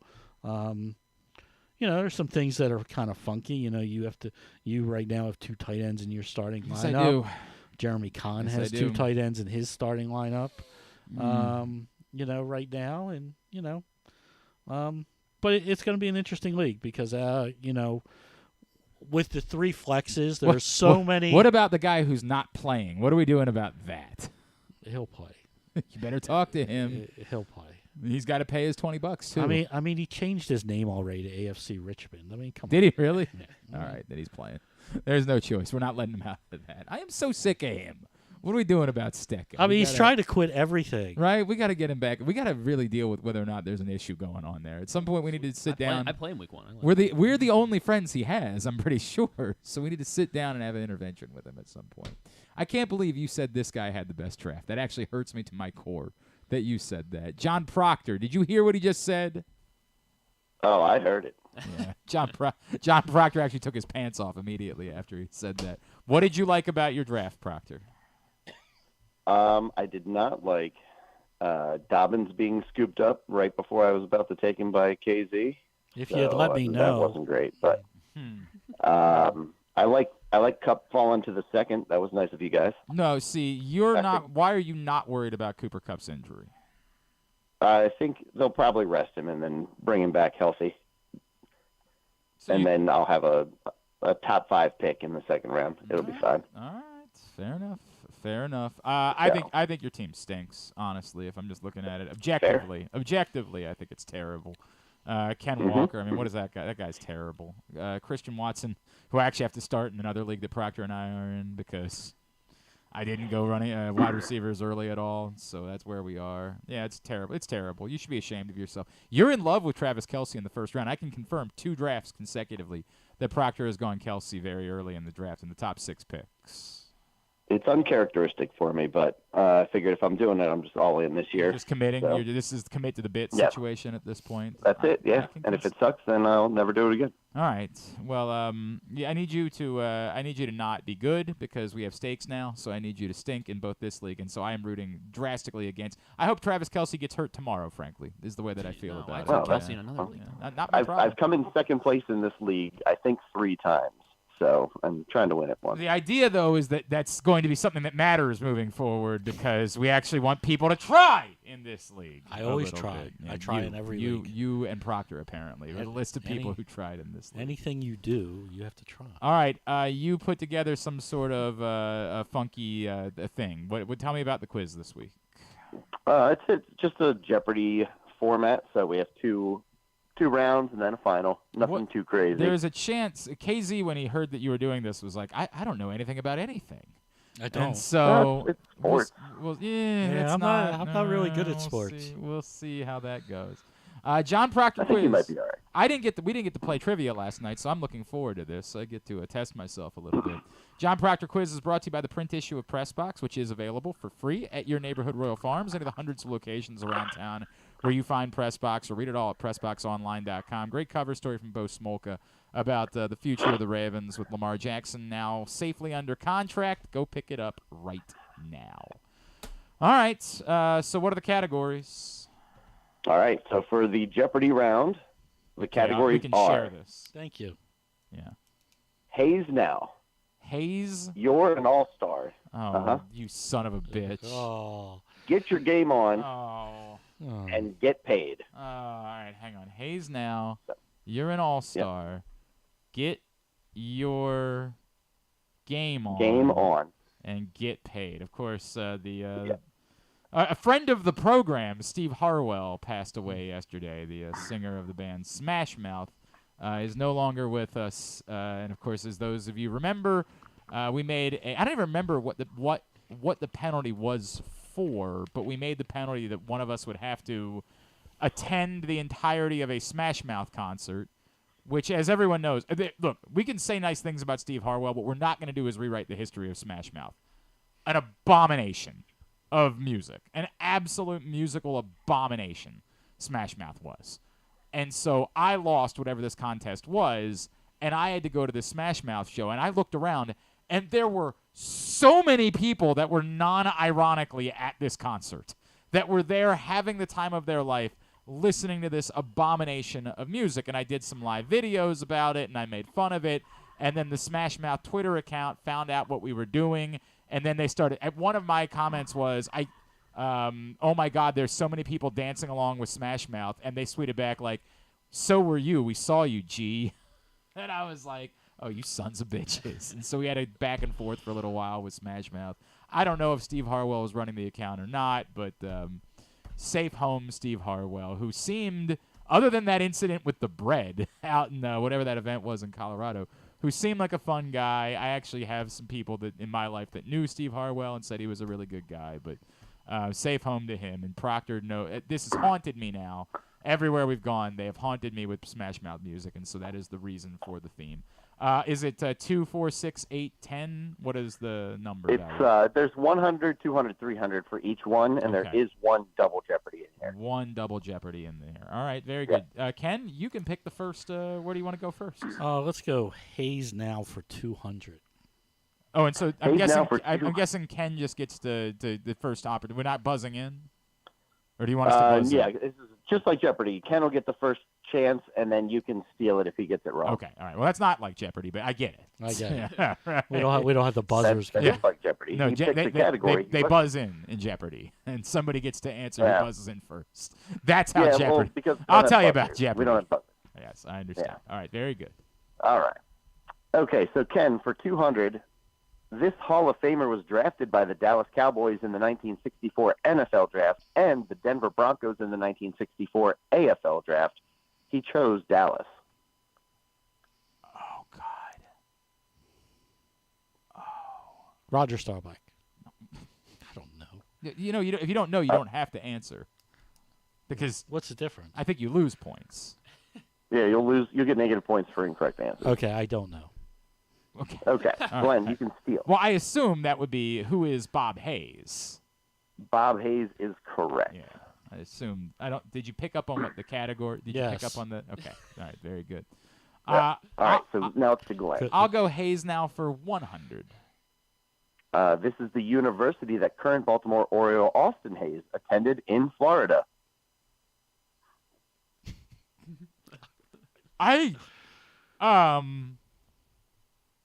Well, I know a bunch of other guys that went to this one, but I don't. Son of a bitch! This was the 100 question. Yeah, well, it's about an Oriole. He's a local guy. Yeah, but we don't always. I don't know if you know this. We don't really pay attention to college baseball. All right. What is Jacksonville? Jacksonville University is correct. God. Oh, wow. Thank God. I can't believe you got that. Well, a lot of it's like a weird bit where there's like a whole thing. Bunch of them. Yeah. Mm-hmm. All right, back to Ken. You're an all-star for 100. For 100, this pair have been announced as returning coaches in the NFL Pro Bowl game. How is that the 100 question? In Orlando. What?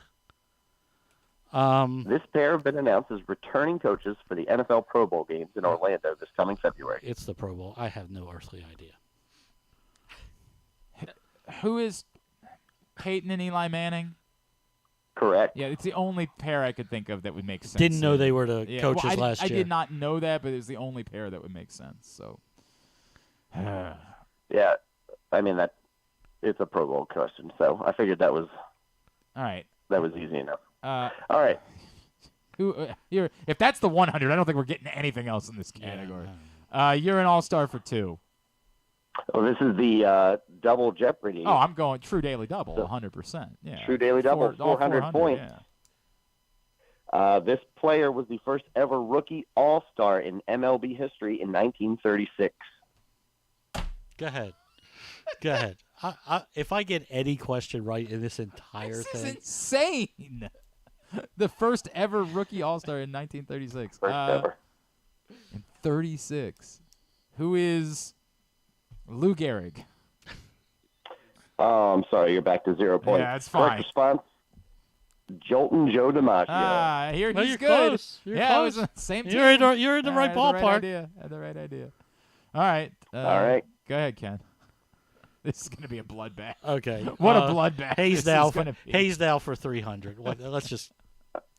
This Connecticut Sun player who won 2 national championships with the UConn did win 2 national championships This with is the up your UConn alley. in 2009 and 2010. Who is Hayes? Hey, very nicely I need done. a first name for this round. I need a Hey. first name. Who is? I actually can't believe you're not. I thought this would be one that you would get. I am. Haven't you established over the years? You don't do names well, but how Hayes is bad not I a am? hard name to pronounce. I feel like you. Well, I should be said able Hayes. to- I got it right. Yeah. Who is Joe Hayes? Incorrect, sir. Glenn, you can steal. I know it, but I don't know it. I'll pass. It is Tiffany Hayes. Tiffany Hayes. I do know that. Son of a bitch. All right, me. All right. Let's just go ahead and get Back it to over Glenn. with. All-star for 3, and neither one of us are getting it. This Calgary Flames forward was the 2023 NHL All-Star Game MVP.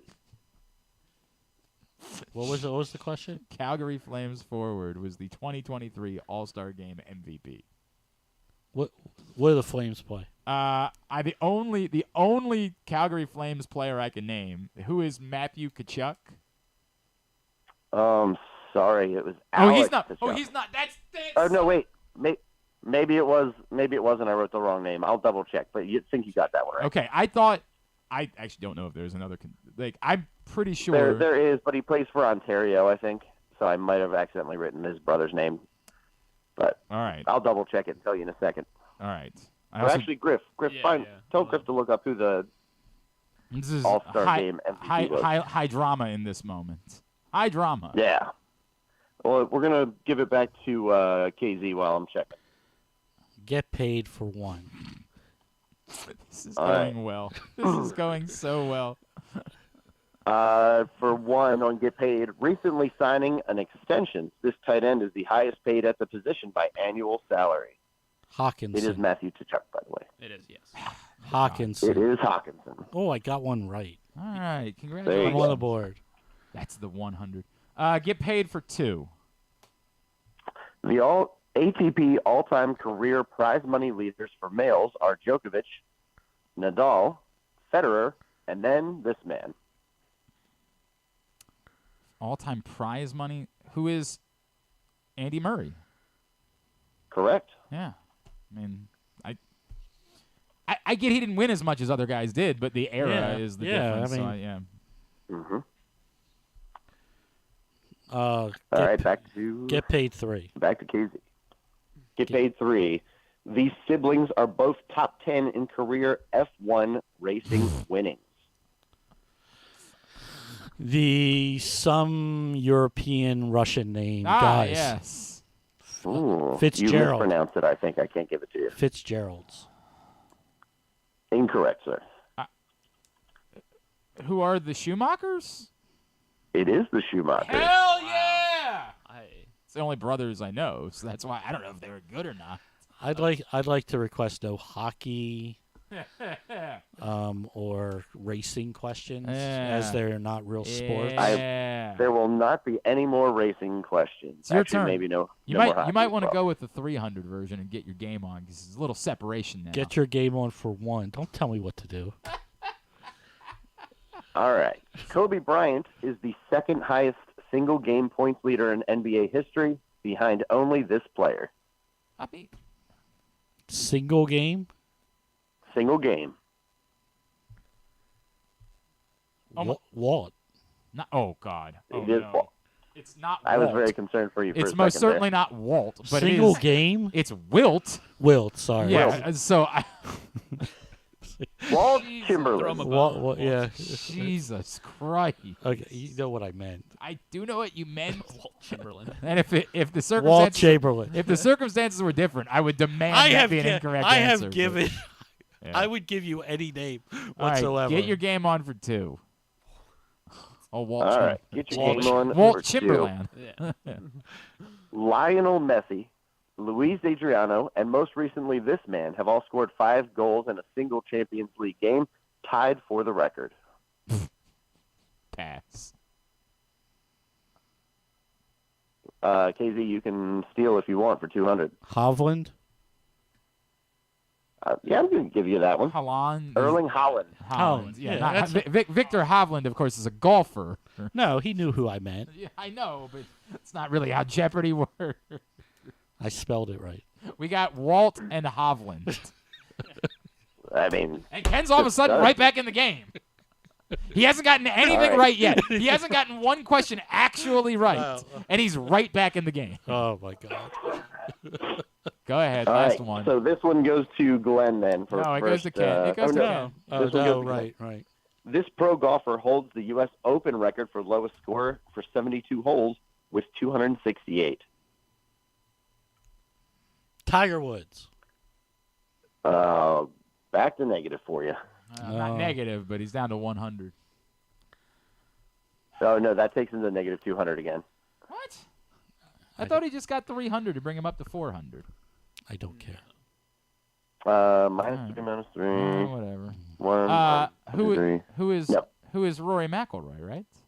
It is Rory It happened McIlroy. at Congressional. I do remember this because Shane McMahon was there watching, and everybody was making a big deal about it. Now had a golf. What we racing, also have is you're not even qualified for Final Jeopardy. I've already won. Glenn has 1,100 and Ken has minus 200, but we have double Jeopardy. Oh, God, really? This is questionable. All right, we got to 2, move. 4, and 600. All right. Oh, goody. I can speed it up. All right. Your categories here are walking on the Suns. Oh, God, really? 25 years ago. And then spoke out, broke out. All right. All right, I'll give you, you know what? I don't like giving you credit. I am allergic to giving you credit, but well done. Well done. All right, Ken, you got to get out of the hole. Okay. Walk in for 2. Walking for 2. This Padre is the current MLB leader in bases on balls for the 2023 season. Soto. It is Soto, 200 points. Back to 0. Well done. Back to 0. Ooh, goody. I'll go the Suns for 200. Suns for 200. This Suns guard recently teased a signature Nike shoe. I genuinely don't know that. Who is Booker? It is Booker. Man, it was only yesterday. So it was either him or Beal. Like it was one of the two. I don't know. Yeah. All right, KZ. Walk in for 4. All right, this is a daily double. Since you have 0, you can. I'd like to double that, please. You can go up to 1,000 since you have 0. Oh, but if he goes to negative 1,000, it's over. He's not getting out of that hole. I'll just go 4. Okay. All right, 4. Okay, here we go. This young Mariners pitcher leads the league in walks per 9 innings pitched. It's one of these two guys, I'm assuming. I neither name comes to me right now. And the name that comes to me doesn't pitch for them. So that would be bad. That would not be a good guess that if that would not be. I don't have an answer. You got to guess a name though. I would just throw out any random last name and see if you stumble into it. Wilkins. Wilkins. Who is Dominique Not Wilkins? You sure it's not Wilkins? No. Nope. All right. I can't get it right. What? I can't steal, but is it? You can't steal on the doubles. No. Is it Kirby? It is Kirby. Damn it. George Kirby. Damn it. All right. Suns for 400. Sorry, what was it? Suns for 400. Suns for 4. Only Devin Booker and this Hall of Famer have over 1,000 three-pointers for the Suns. Who is Steve Nash? Correct. All right. You go ahead, Ken. KZ. Oh, let's do walk-in for 600. It's going well for you. Why not? Commit to the bit. All right. This player holds the record for most career walk-off home runs with 13. It's MLB. Huh. Say it again. Most career walk-off home runs with 13. MLB record.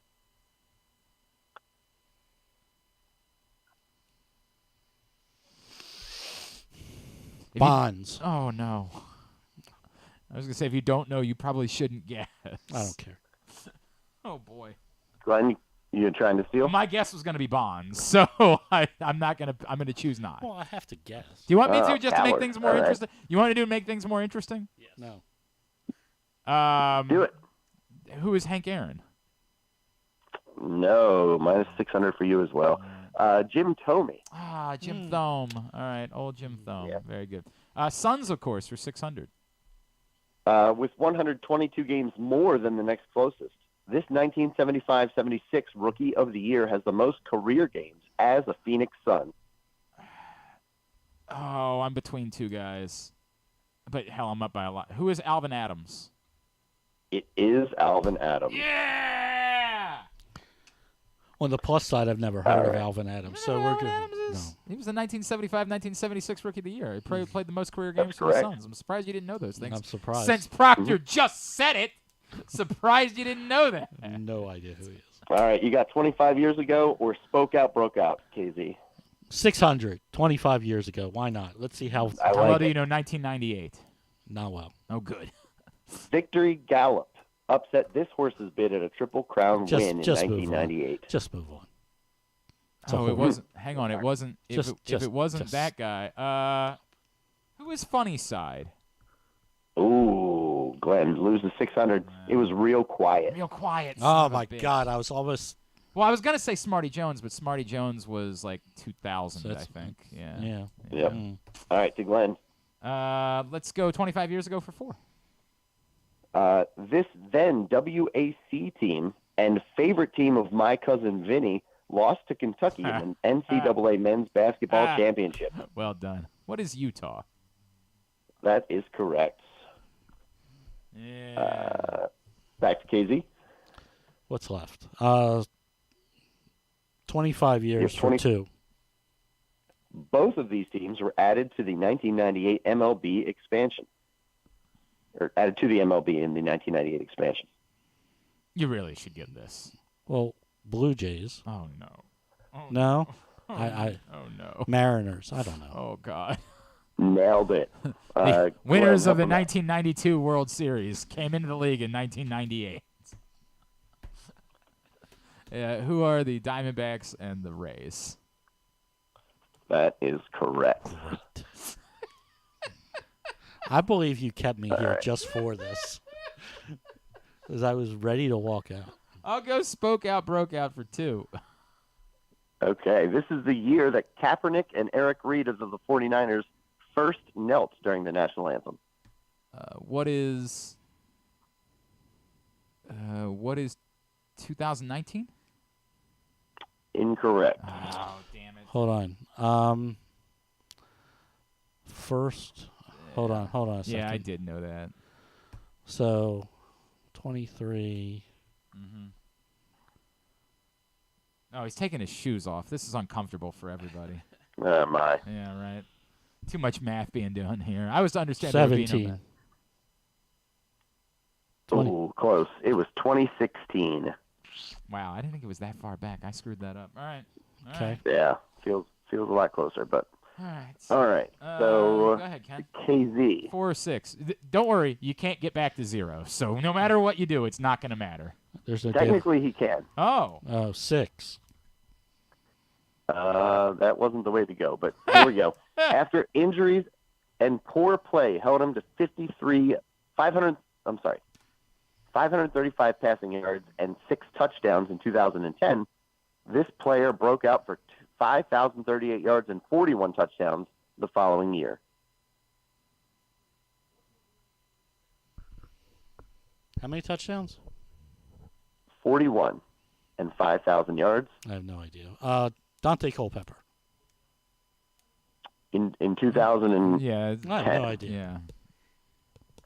2010. No idea. 2010, you say? So 2010, he had the 6 touchdowns. Right. 2011, he had 41. had 41 after he stunk in 2010. Stunk. Yeah, 41 bad play and touchdowns. injuries. Just it had to be Play hurt. and injuries. But that wasn't the year that Tom Brady got hurt. I want to guess because I want to, make this more interesting. It's not any more interesting. Do it. I have negative. Who is... Game's over. God, who would have stunk that year? This is going to drive me nuts. I don't know. Who is bad play and injuries? Who is... Yep. Who is Warner? I'm sorry, it was Matthew Stafford. Okay. All right. Yeah, we could have been here all day. And go ahead. All right. And then whose is this? Because it's the mine. other Daily Double. It's mine, yeah.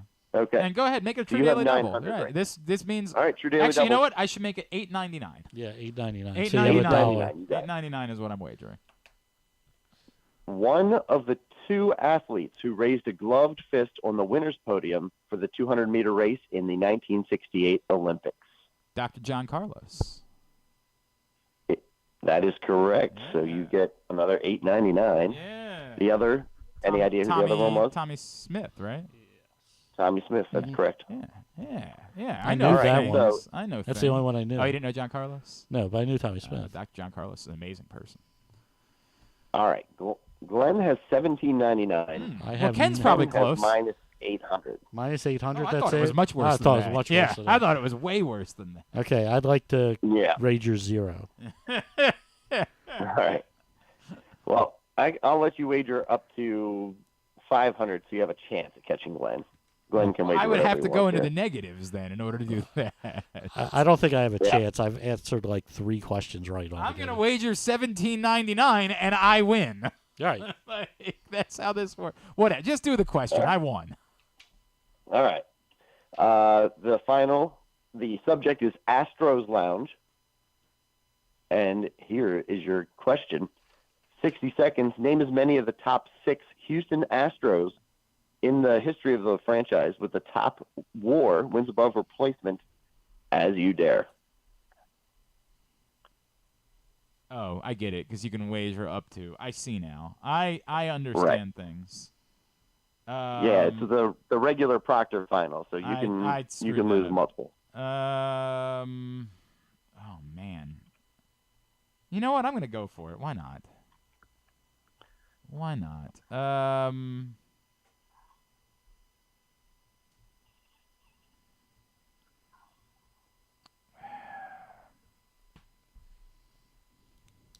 40 seconds left. Oh, boy. Oh, boy.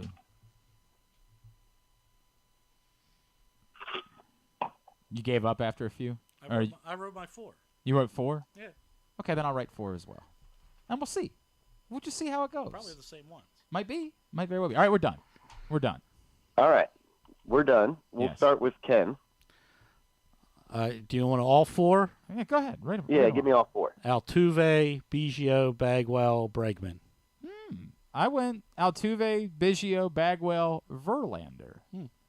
So there's an opportunity there. And Ken's last one was Bregman? Yes, Alex Bregman. Okay. You both got 3 right. So they are number 1, Jeff Bagwell. That makes sense. 79.9 WAR. Craig Biggio, number 2, 65.4. Number 3, Jose Cruz, 51.4. Oh, yeah. Okay. Number 4, Cesar Cedeno. Oh, God, I always forget Cesar Cedeno. That comes up regularly in tidbits. Number 5, Jose Altuve. Yeah. And number 6, Lance Berkman, Oh, 48.1. Noted good guy, Lance Berkman. That's excellent. Yeah. Well, excellent. I am just reporting the stats. So I not- won not a personality. billion to 0 or something like that. Yeah, I think he, let's see, he would have gotten plus 15. You would have been in the positive given the charity points, Ken. Hey, congratulations, But Ken. Glenn- You got that going for Glenn you. smoked you. Yeah, well, how do you feel about yourself? I feel great. Yeah, do you? I do. Yeah, and I'm going to smoke you in fantasy football this year. I'm going to do both of them. You're not. Yeah, right? I'm going to take your money. There we go. All right. I'm pretty sure the league has already granted me the title, so you guys Yeah, can right. The John play for a Proctor, second, I guess. John Proctor on Twitter is how you follow him. And where will they find you playing trivia? Easy for me to say. Ocean Pride over in Timonium on Wednesday nights. So come see me this Wednesday. play some trivia. All right, very good. Go join him there. Thank you, John. I appreciate it. Thanks, Solid John. effort. Yeah, right. Appreciate it, guys. Appreciate it, John. Not your Thanks a fault, lot, John. Not your fault. Ken doesn't know anything. Not your fault at all. No. There was no. a golf, horse that, racing. That quiz was more about Glenn than Ken. Yeah. Sorry. Golf, horse Have a good one, racing, fellas. and hockey. See you, buddy. After Ken, And the Phoenix Suns. Went well. The Phoenix Suns. That went really well for me, the Suns category. Couldn't have gone better. After Ken told Couldn't John that have he had the gone best draft in the I whole know. That's league. right. Yeah, I they know. did that to you. You know. All right, pal. Okay, man. Fantasy Pros? At Fantasy Pros, just go there. Read stuff about. Just go there, he says. Just go there. Read stuff. My week 1 rankings are up. They're not final until Thursday morning, but my initial thoughts are up. At Fans Fantasy on Twitter is how you follow him. By the way, no one had a better week than 4-3 this week in picks. Griffin and Andrew Stetka. Andrew Stetka. Both went 4-3. What'd I go? I have no idea. KZ, you went. You're at the bottom. 2-5. Yeah, I You know who else went 2-5? You. Old GC went 2-5. Yeah, I did. I did have a good week. Yeah. How's the weather down there, guys? I was 3-0 the first week. You're so a game ahead of me. Yeah, I don't even know what the how's standings. it You're feel? tied with him. How's it feel to be- You're tied with Ken. Who's leading? Stecca? Andrew Stetka is leading picks. Good. Now he has to play fantasy football. Shut up, Stecca. Stecca is 6-4. Then you, Griffin, and Paul Valley, who knows nothing about college football, are 5-5. Yeah. Luckily, we get to start picking things that I know even less about. Myself, John Proctor, Nick Kelly, and Kyle Ottenheimer are all 2 games back at 4-6. So 8 of us are all bunched together. Good. Right? And then a game behind that, you find John Keller, John in Little Rock. And then somehow, oh my God, 1-9. The new Andrew Stetka. Now playing the role of Andrew Stetka, we find Ryan Chell. Oh. 1-9. For what it's worth, he did pick Tennessee, so he had that going for him. And he knows his restaurants. Yeah, he does know restaurants. That is true. 1-9 through 2 weeks of picks. Ryan Chell. All right, buddy. Love you. We'll talk to you on Thursday. We'll talk to you Thursday. All right, yes. that's Ken Z. Ken Z. On the record, I'm Ken drinking Zalis. all the primetime Kool-Aid. I yeah. really, I mean, Griffin's so proud I of really himself won't for be this. surprised if Colorado He's so wins proud the of himself game, for this so one. I'm getting so 20 proud and a of half. himself. You won't Clearly, this is the moment that everything Wasn't turns surprised. for you. Wasn't yeah. surprised. The moment that everything turns for you is the fact that you picked Colorado. All right. Did you bet it? No, I was. Okay, so you get nothing. I was did not absolutely in, nothing. I was not in a Nothing. state where I was allowed to, and I didn't put it in ahead of time. You Well, were maybe you in should have thought of that. Yeah, I You were should've. in Maryland when you said that. it. I That's know, a great I know. point. Yes. Yeah. You could have gone to I like to make my superbook.com. You know what you could have done? You could have put in $250. And you would have made a boatload of money if you Yeah. had picked them to win Yeah. outright, would you have not? And Yeah. you still would have gotten $250 worth of free bets if you had just used the code I'll GlennClark23. just do it on my picks this week. Bet you feel stupid about not No, doing I'll that. just do it again. Yeah, it goes to show you know nothing. GlennClark23 is the code, superbook.com. All right, thank you, Ken. Love Thank you, you. buddy. Love you, buddy. I don't feel like I had anything dramatic to say about the Orioles today is the funny part. Like, I like the fact that they won. I'm worried about the pitching. I don't know what. Oh, sorry. I'm sorry. Everybody was going overboard about the Jorge Lopez thing. Like, this proves what a coup it was. Right. No, like they did a good job getting Yadier Cano in the Jorge Lopez trade. Getting him back at a point at which nobody wanted him doesn't prove anything. But they did do a good job of getting something for Jorge Lopez when they made the trade. Nothing changed because they reacquired Jorge Lopez, who would not be eligible for a playoff roster even if he proves to be helpful down the stretch, which is a bummer. Like, it's a bummer that somebody could pitch really well for the next couple of weeks, and then you'd have to leave him off the playoff roster. It's a shame that's the way that it works, but the rules are the rules. And I don't blame the Orioles for taking a stab at him anyway because Had success. Yeah. maybe there's a chance that just reuniting here will be a good thing for him and we'll get him going. But it doesn't. I'm not hot and bothered by it by any stretch of the imagination. Should we stay worked up about the Jack Flaherty thing? Oh yeah, his attitude coming off the mound. I'm like, no, should be worked up about the fact that Jack Flaherty stunk. Right. We should be worked up about that. I mean, obviously he wasn't given a favor by the horrendous. I lost my mind about that too. Just horrendous. It's not just that the call is bad, and it's been a problem that has existed forever. We have always had problems with the rules about the baselines in baseball. At some point, baseball needed to do something. Needed to come up with actual base paths. Do something because it's insanity. Who was it from the Yankees or somebody recently slid 3 feet off of third base to try to take out a third baseman?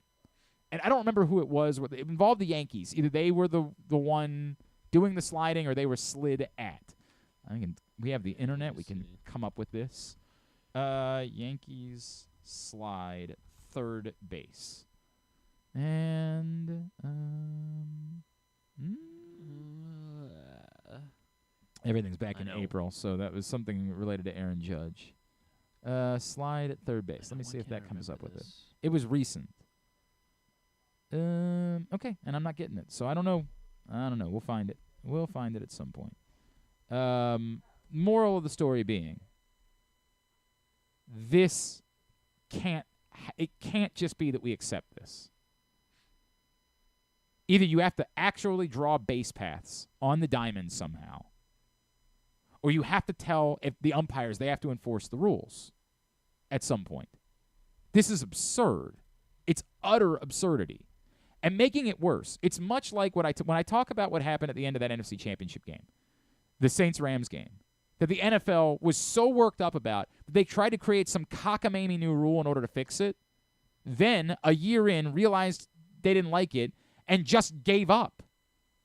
Just said, we'll never be able to fix it.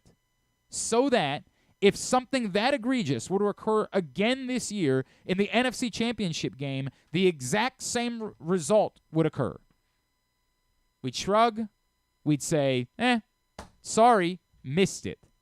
And history would repeat itself.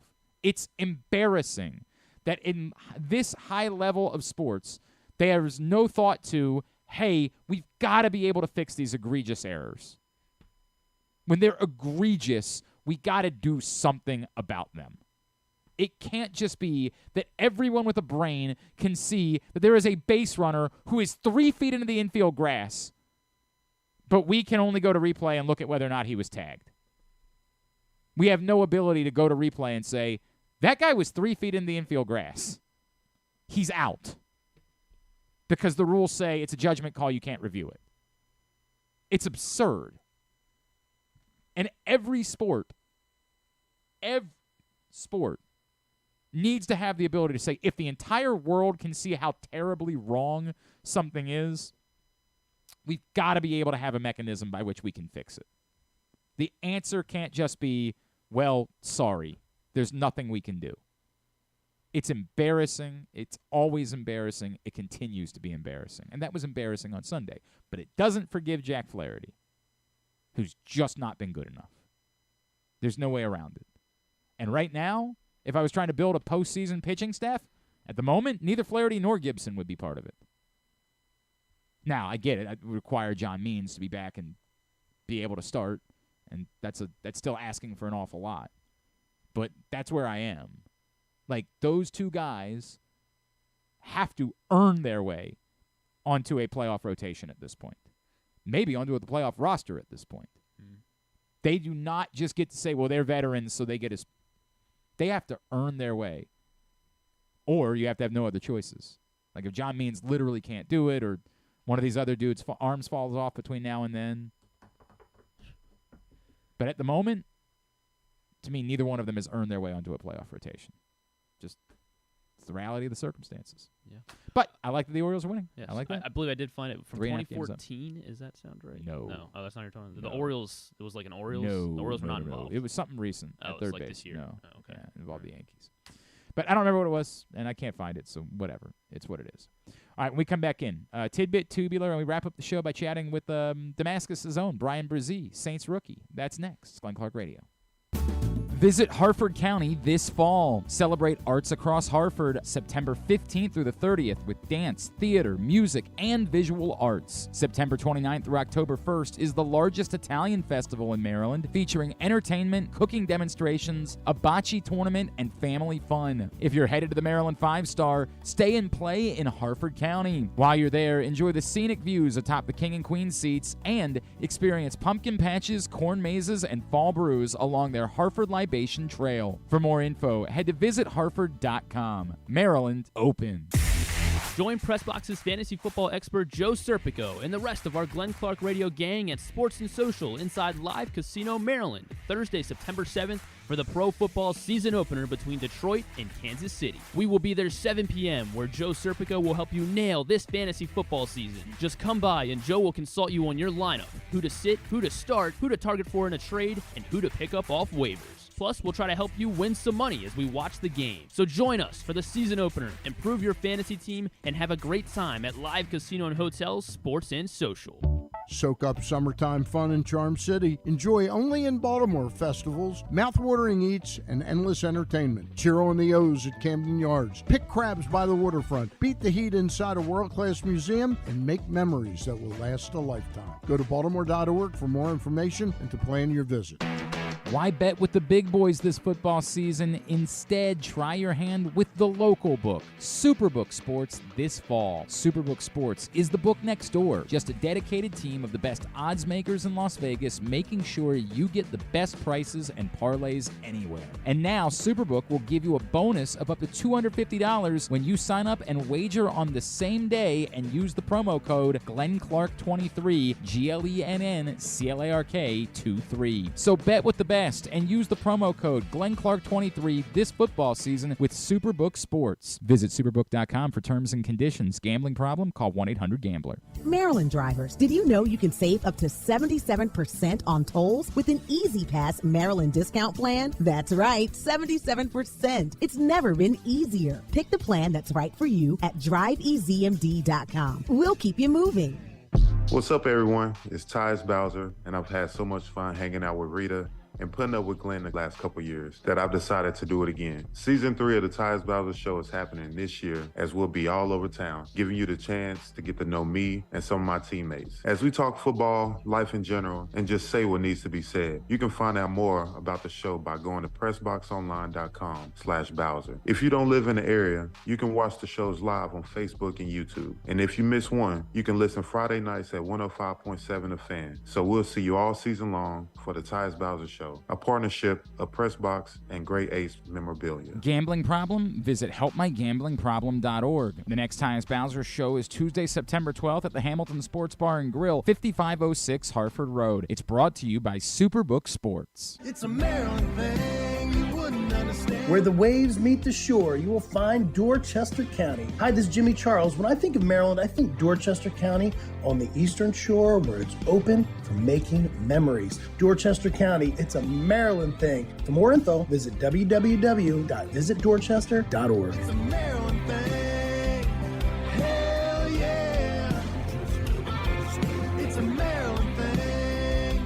Hell yeah. Picking a restaurant to try for the first time? Let's look at the Costas Inn. Here's a few checklist items. Quality of the food? Check. Quality of service? Check. Does restaurant have plenty of free parking? Check. And finally, does restaurant have delicious steamed crabs, crab cakes, crab soup, and specials galore? Check, check, check. Costas Inn, 4100 North Point Boulevard. They check all the boxes. Make the most out of every day in your Toyota RAV4. Available in hybrid or gas-only models. A RAV4 can get you where you want to go in style. Check out buyatoyota.com for deals on new RAV4s from your local Toyota dealer today. Check out PressBoxOnline.com every day to find daily winners and betting advice from Jeremy Kahn. And if you want some advice about life decisions that you probably shouldn't make, here's Glenn Clark. All right, back in here on GCR as we are winding down for a Tuesday edition of the program. I'm trying to think if there's stuff that we didn't talk about when we did our picks recap. Maryland just sort of I had a couple people mention to me that they thought that was like Michael Oxley being nice to Towson, where he just very early got his guys out of the game. Maybe. But I would also suggest that, like, the way that their offensive line played in the first half, I don't feel good. Part of that might just be that they didn't want to have Talia Tungavailoa out there against anybody. If they were playing Morgan, who, by the way, got a great win to open the season down at Richmond. Congratulations to Morgan. That was an awesome performance. I don't know if they were playing anybody, even if he had no personal connection to it. If they were playing Delaware, if they were playing Stevenson, I don't know. The way the offensive line was playing in the first half, I don't know. Now, the schedule continues to be favorable for Maryland the next couple of weeks, so you hope that they have time for the offensive line to gel together, but The only thing to me that was worth taking from Maryland Towson was concern about Maryland's offensive line, which I think we all had, knowing how many new pieces were coming in. But, sheesh, that was tough. But it's what it is. They play Charlotte now in week 2 at home on Saturday night. Eric DaCosta did the press conference on Friday while we were gone. He talked about J.K. Dobbins, said we want him here. He wants to be here. None of that means anything to me because there's all numbers. J.K. Dobbins doesn't want to be here at the number the Ravens would probably be willing.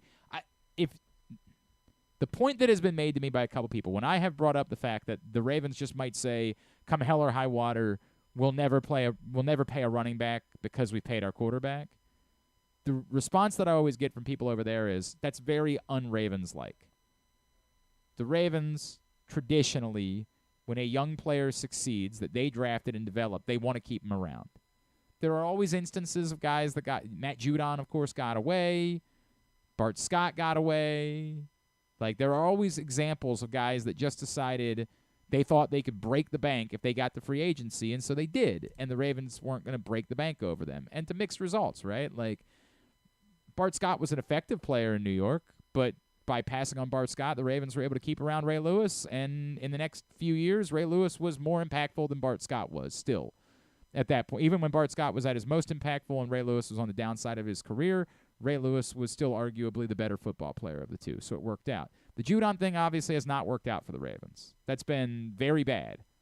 He has been wildly productive, and they have been badly lacking in that area. So it's 50-50 when they've made, there's only 2 decisions that I pointed out over the years. They made other decisions, other young players who have gotten away over the years. But overwhelmingly, they do, when a player succeeds, try to keep him around. But I just think this circumstance is so unique that I don't know. But I don't know on both ends. Like, I don't know that it's good for J.K. Dobbins to go out to the free agent market because I don't know that anyone is spending money on a running back. I don't know if the Ravens will be in a spot where they don't want to tag J.K. Dobbins because they'd rather tag Justin Madubuike to keep him around if he has a big season. So everybody's going to continue to say the right things, and I appreciate that because they got football games to play starting on Sunday, and all I care about is that they play well and J.K. Dobbins looks good. But it is file it away. It will continue to be. It's not as fascinating as Lamar Jackson because it won't be national news. But to me, it's actually a little bit more interesting than Lamar Jackson because Lamar Jackson was very simple. They always wanted to pay the guy. They just wanted to pay him at their number and not his. This, to me, has more layers to it. I think they might want to pay the guy, maybe, but they also really might not want to pay the guy. They might be waiting to see if he has an explosive year, but even if he has an explosive year, I think there's way more layers to the J.K. Dobbins conversation as the year plays out than there were even with the Lamar Jackson conversation. And then was there something else on the weekend? Griffin's hot and bothered about Colorado. We don't. Yeah. Here's what Colorado's going to be entertaining because those 2 cats can play. Shadur Sanders and Travis Hunter can play. I don't know how good. I do think that part of the story is that TCU is not very good, right? I think that's part of the conversation. But I think Colorado will be interesting, and particularly considering the Pac-12 is not very – like I think right now if you're saying, well, that'll be one of the 3 games they win. No. I think they can be competitive. I don't think they can beat USC, but I think they can be competitive and interesting for long enough that because Deion Sanders is interesting, there's going to be a lot of Colorado conversation this year. And, like, if they win enough games, I do think that Travis Hunter could end up finding his way just because it's so fascinating what he's doing that he could make a compelling Heisman argument if Caleb Williams or Sam Hartman or Drake May or insert name here doesn't run away with the Heisman Trophy this year. I do think there will be room there for someone to make the argument. Obviously, the Florida State thing was kind of eye-opening. They looked really good in the second half on Sunday night, like really good. I didn't see that coming. Like, I thought they would be good, but I didn't see that. Clemson's, holy my God. I mean, they look abysmal. Couldn't happen to a nicer guy. Just really, it's such a bummer for Dabo Swinney to be pants like that. Now, it's tough because I can't ever feel good for Duke. Right. Like, exactly. I can't, but, like, there is some enjoyment in seeing Dabo Swinney get his pants pulled down. Like, F that guy. I think that was it from college football week run, right? There was anything else? I think that was pretty much it. That was North Carolina weekend, back that, they looked as expected. I mean, so obviously it was shaping up to be a good week for the ACC, and then I get it, Duke's an ACC team too, but they're not going to be a national power, and so Clemson losing, it was really bad for the ACC because they're clearly not going to be significant. Well, Florida State, I guess. I don't yeah, know. but I said the Florida State and North Carolina results were really. It started off very good for the ACC, and we then might not need Clemson. Maybe that's if Florida State's that good, you might be right about that. I feel like there was something. I already covered the Penn State thing earlier in the show. I mean, God, just Utah beat Florida on Thursday night. That was the we first weren't game. here for that. Yeah, I mean, I think we knew that Florida wasn't going to be very good, and Utah surprisingly got better production from the two quarterbacks that they played than I think we expected them to. Like that two quarterback system actually looked pretty good for them. I'm not trying to diminish Cam Rising, who we know is a nice player, but those two guys look pretty good without him on the field. All right, very good. Let's get a tidbit. Tidbit is brought to you today by Superbook Sports. Right now, the U.S. Open quarterfinals are getting underway. Francis Tiafoe playing Ben Shelton later tonight. You want to bet those? What I'd encourage you to do is get over to Superbook. Use the code GlennClark23, GLENNCLARK23, GlennClark23. Use that code. Make a deposit up to $250. Make that first day bet up to $250, and you will be matched, win or lose, with free bets from Superbook. So you win a bunch of money if you have been like Griffin, if you have bet on Colorado, which he didn't do because he's apparently doesn't have the testicles he wants us to believe that he has. No, I do. I trust me. Did not bet Colorado. If he had, he would have made a lot of money on that bet, and he would have had $250 worth of free bets coming his way. Superbook.com. Download the Superbook app. Again, the code GlennClark23. We just mentioned Clemson. They passed for 209 yards last night and rushed for 213 yards as they lost to Duke 28-7. It was an abomination. Entering the game when Clemson had 200 and 200 through the air and on the ground, they were 58-0 under Dabo Swinney. When rushing for and passing for at least 200 yards each. Now they are 58-1 after that loss. Julio Rodriguez has created the list in MLB history for players with 25 home runs and 25 stolen bases in his first two seasons. No one has ever done that. Julio has now done it in his first two career seasons. Since we're talking F1, Max Verstappen became the first driver in F1 history to win 10 consecutive races on Sunday morning. Sure. Just crazy. Cool. And then Shohei Ohtani, he became the 8th player in Major League Baseball history with multiple seasons of 40 home runs and 20 stolen bases. Can you name the other 7 to do this? 40 home runs and 20 stolen bases, so the 40-20 club. The 40-20 club. 40 and 20. Bonds. Barry Bonds did it 3 times. 20 is not that many. That's why I'll 40-20. Canseco. Jose Canseco also did it 3 times. One player did it 4 times. One player did it 4 times. Willie Mays? Not Willie Mays. He only did it once. How about A-Rod? A-Rod has done it 4 times, the 40-20 club. So you got the top 4 there. Griffey? Yes, Griffey did it twice. Tatis? Tatis only did it once. Bum. Yeah. What year did he do it? Hank Aaron. Hank Aaron did it twice. Acuna? Acuna's only done it once, I guess. He's no good. Yeah, That guy this stinks. season, I guess, is the only. Because I guess time. it's I guess he wasn't 40 home runs is a lot. Or he will do it. Yeah, this season. he's not at 40 yet. So okay, so he'll join this list. He did it once though. I forget what season that was. All right, we gotta get something. You wanna help lead me? He was an answer on one of Proctor's the Final Jeopardy. It's not Bagwell? Jeff Bagwell. I don't remember Bagwell still on 20 bases. It's definitely not Biggio because he didn't hit 40 home runs. It is Bagwell. He did it multiple times. And then this Toronto Blue Jay later. I guess LA Altuve would have been a good guess too, honestly. Yeah, not Altuve. But or not at 40, least 40 home runs. He's not hit 40 home runs. You said Dodger? Yes. He was a Blue Jay, then Dodger. Blue Jay, then Dodger. Hey. I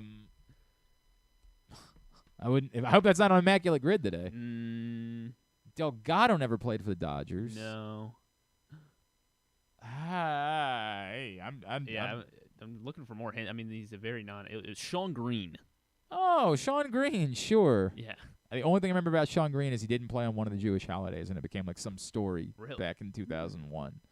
I don't remember which one's what's the Day of Atonement? I guess? Yom Kippur. Yom Kippur. Yes, I don't think he did he Optimist games on Yom Kippur when the team was in literally the playoff race. Only thing I remember about Sean Green from his career. That's quite impressive, actually, that he did that. Good for him. All right, very good. Very, very good. Tubular is brought to you today by your local Toyota dealer and buyatoyota.com. The Toyota Tacoma comes in a range of models and trim lines, so you can choose the perfect Tacoma to reflect your unique personality and driving habits. Check out buyatoyota.com for deals on new Tacomas from your local Toyota dealer today. Dean Kramer tonight on the mound for the Birds against Reed Detmers and the Angels, 9:30 on MASN 2. You can also see it on MLB Network in the Philadelphia or San Diego markets. Loyola Soccer at home against NJIT, 7 o'clock on ESPN+. And the U.S. Open quarterfinals underway on ESPN right now. Big one. And Coco Gauff already has an early break over Elena Ostapenko in the first set, who, of course, knocked out Iga Swiatek. This was supposed to be the big Gauff-Swiatek showdown. And so some people in the tennis world are a little bit concerned that maybe we're looking too far ahead with Coco Gauff, and Ostapenko could end up stunning her, but a great start for Coco Gauff, who has a huge spotlight on her now with Iga Swiatek out of the U.S. Open, to maybe this be the finally be the time that she breaks through. Sabalenka is the favorite at the moment and will be the new number 1 player in the world moving forward, but great opportunity for Coco Gauff, and a Sabalenka-Gauff final would be very, very fun. TFO, as I mentioned, in action tonight against Ben Shelton, the other American in the quarterfinals. TFO looking to make it to semifinals for the second straight year, which is kind of wild. He has not had a difficult path this year. He has had a very easy path. Ben Shelton, a nice young American player who made a good run at the Australian Open earlier in the year. That's tonight, second in the night session on Arthur Ashe, so probably around 8:15. The rest of the baseball, find at GlennClarkRadio.com, CBS Sports Network for New York Liberty, Dallas Wings at 8, Mystics Mercury at 10. It's also on NBC Sports Washington, NBA TV, Chicago Sky, Indiana Fever at 7. USA for I guess if you want to watch baseball before the Orioles tonight, Mets Nationals at 7 on MASN, Cubs Giants at 7:40 on TBS, Phillies Padres 9:30 on MLB Network, Chicago Sky, Indiana Fever 7 on NBA TV, the USA Network for WWE, NXT at 8, non-sports.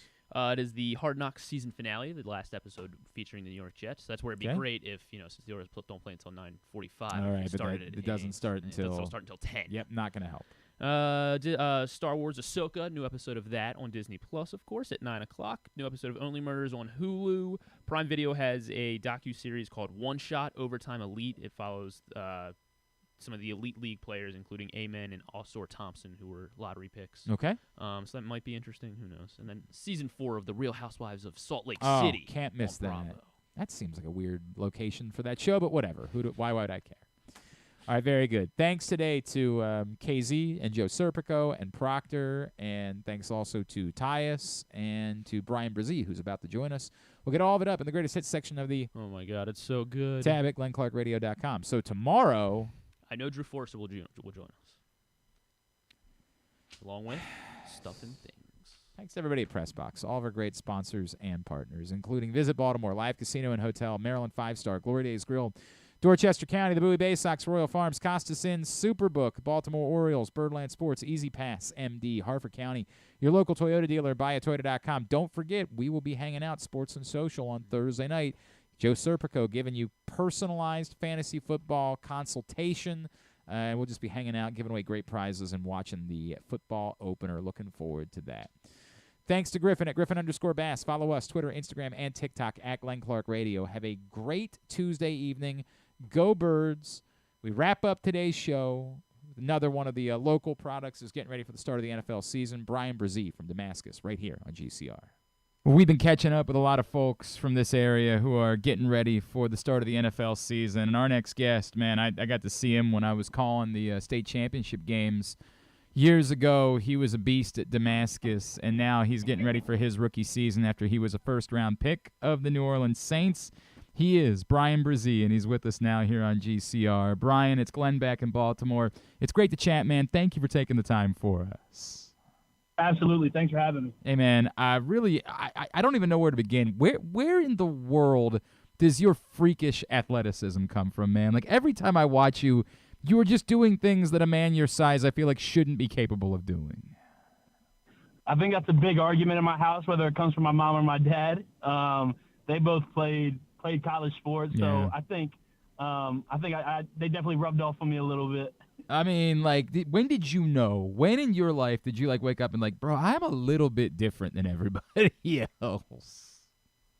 I don't know if I realized it for a while. I think my parents and coaches kind of always knew just from playing youth ball. And thank you. Sorry about that. You're good. Give me 1 second. You're all right, Okay. Bryan. Sorry. Bryan warned us before the interview started. He's like, "Hey, man, I'm trying to get some drive-through. I'm trying to." Well, by the way, what is the drive-through? What did you pick up today? That's the important question. We're right across from the facility at Canes here. So Okay, so all right? How many chicken tenders makes a meal for a man the size of Bryan Bresee? Oh, whatever. Thank you. Whatever the Caniac combo, 6. I think that's the tender number. No coleslaw and an extra piece of bread. The only surprising part about that is that you don't need like 2 combos in order to make it work. No, go ahead. You were telling me about how everybody else started recognizing it. Yeah, I think from when I was in youth ball, I was always a lot taller than everybody, but always had to make weight while playing, in Little League. So was super skinny, played quarterback and D tackle. And I think, as time went on, my dad and coaches kind of started to see a difference in me than anybody else, just bigger, stronger, faster than a lot of other people. So I would say pretty early on, probably late elementary school, going into middle school. You started to realize, like, yeah, I might have something here. You mentioned your parents both athletes. Your father a football player, your mom a basketball player. What was that like for you? Did you like always know that you wanted to be an athlete? Like, is it everything that you remember that you wanted to get in, and particularly playing football and kind of following in your father's footsteps? What was that like growing up, kind of being in his shadow? Yeah, I mean, I started playing football really early on. I started playing when I was like, I think 4 or 5. Started playing tackle football. So, I mean, back then, not a ton of memories, but as time went on, me and my group of friends, like, were always just in every sport. We were playing basketball, baseball, football, wrestling. We were just doing everything. So, it was always in season, and that's just kind of what I love to do. And, with football, my dad was able to help me early on and kind of teach me the fundamentals of the game that I think a lot of people at my age probably didn't know at the time. So he is Damascus's own Bryan Bresee. Is getting ready for his rookie season with the Saints. He's with us here on GCR. Bryan, I think a lot of people are familiar with a lot of the things that you have been through to get you to this path, and I don't want to trivialize any of them, but certainly losing your sister. Can you put into words, how difficult it's been for you and how important it is for you as you do this, that like you're living your dream, but you want to honor her and knowing how much she would have loved to have been part of this. Is it possible to describe that?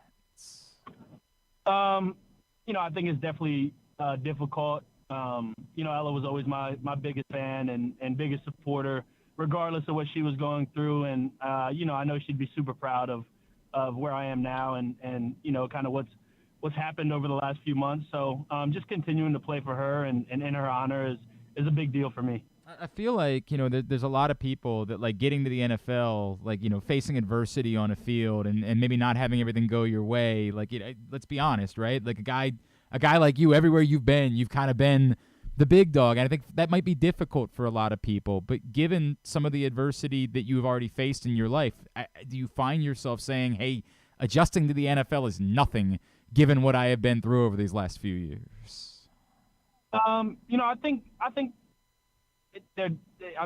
it's different challenges, but even from when I was early on in Clemson, just getting to school there and it being such a change of pace for me on the football field from high school to college definitely helped me prepare for this step from college to the NFL. So I would say that was probably the biggest help for me in that case. Has it hit you yet? Like, playing in the preseason, being around the facility, getting to know these guys. Like, has this hit you that you are accomplishing this dream, that you are an NFL player yet? Yeah, I mean, I think still, regardless of being able to play in the preseason and making the 53-man roster, just continuing to just keep grinding every day is kind of not just being like, oh, I'm here, complacent. It's just continuing to attack it every day and doing things that got me here. So I'm able to stay and play very well. So. You're not the first from Damascus, obviously. Like, we know just most recently Jake Funk, who was a Super Bowl champion, great dude, 7-touchdown man himself. But you're still in a small group, right? Like, what does it mean to you? I still feel like it's a big deal when a public school kid finds the type of success that you have found. What does it mean to you to still be in such a small fraternity and to represent that place the way that you are? Yeah, I mean, I think it's pretty special. Like you said, not a ton have come out of Damascus and made it to the NFL, and I think especially for the guys coming through there now, and no, you don't have to go to a powerhouse private school program coming out of middle school. You can do it from anywhere. If you can play, people are going to find you, and you can do whatever you want. So. No doubt, man, and you are proving that for sure. Bryan Bresee, just another minute or two with him here on GCR as he's getting ready for his rookie season with the Saints. Bryan, settling in New Orleans, what's the experience been like for you? It's a pretty cool place to be, man. It's one of my favorite cities in America. What's it been like for you settling in down that way? Yeah, I mean, it's almost like a different world down here. It's a lot different than Maryland, but it's been great. The people down here have been amazing. The team, everything's been awesome down here. It's definitely a little bit different than being in Maryland, but it's been awesome. Have you had a moment, like, have you been able to go out and enjoy, like, any of the culture? Or is it just, like, there's not even been a minute for you to do anything other than worry about getting ready for a football season? Yeah, we've been pretty busy, rolling through camp, but, they took the rookies out one day and kind of brought us around the city and showed us some of the history and the culture of the city that, we all got to go out and experience and enjoy. So that was pretty cool. That's Hopefully, really cool. Have some more time to continue to do that. Yeah, I imagine. That'll be coming in the coming years. And then for you, like, the expectations that come along, like the words first-round pick and, the reputation that you've garnered over these last few years, is there any burden that comes with that? Is that everybody believes that from day one you're supposed to be the greatest football player that ever played. Is there any burden that comes along with that as you start this season? No, I mean, I think you just kind of can control what you can control and, go out there and put your best foot forward and just work hard. So, I mean, that's all you can do. Obviously you've done a heck of a job of that to this point. All right, give me the person that, like, maybe people don't know along your path. From growing up in Montgomery County at Damascus, someone who you feel like maybe you'd like people to know is more responsible, or at least partly has something to do with why it is that you have reached this point in your life? Yeah, I would say a guy named Patrick Reeves. I started training with him when I was a freshman in high school, just weightlifting, and we started in a little, like, a tiny little closet with just one rack in it and some dumbbells. And, he's now started his own gym and has a ton of people that go through him. But he's been, he was a huge help to me when I first started, just staying on top of me and keeping me in there working every day. He was awesome for that. So that'll be my little plug for PR Strength. Awesome. That's great stuff. Bryan, so happy for you. I know everything gets underway this Sunday, and I can only imagine how excited you are. Appreciate you spending the time with us, and just, on behalf of everybody back this way, continued thoughts for you and your family. I can only imagine how emotional it's going to be walking out there and thinking about Ella, but we're always thinking about you and your family, and appreciate you taking the time for us. Thank you very much.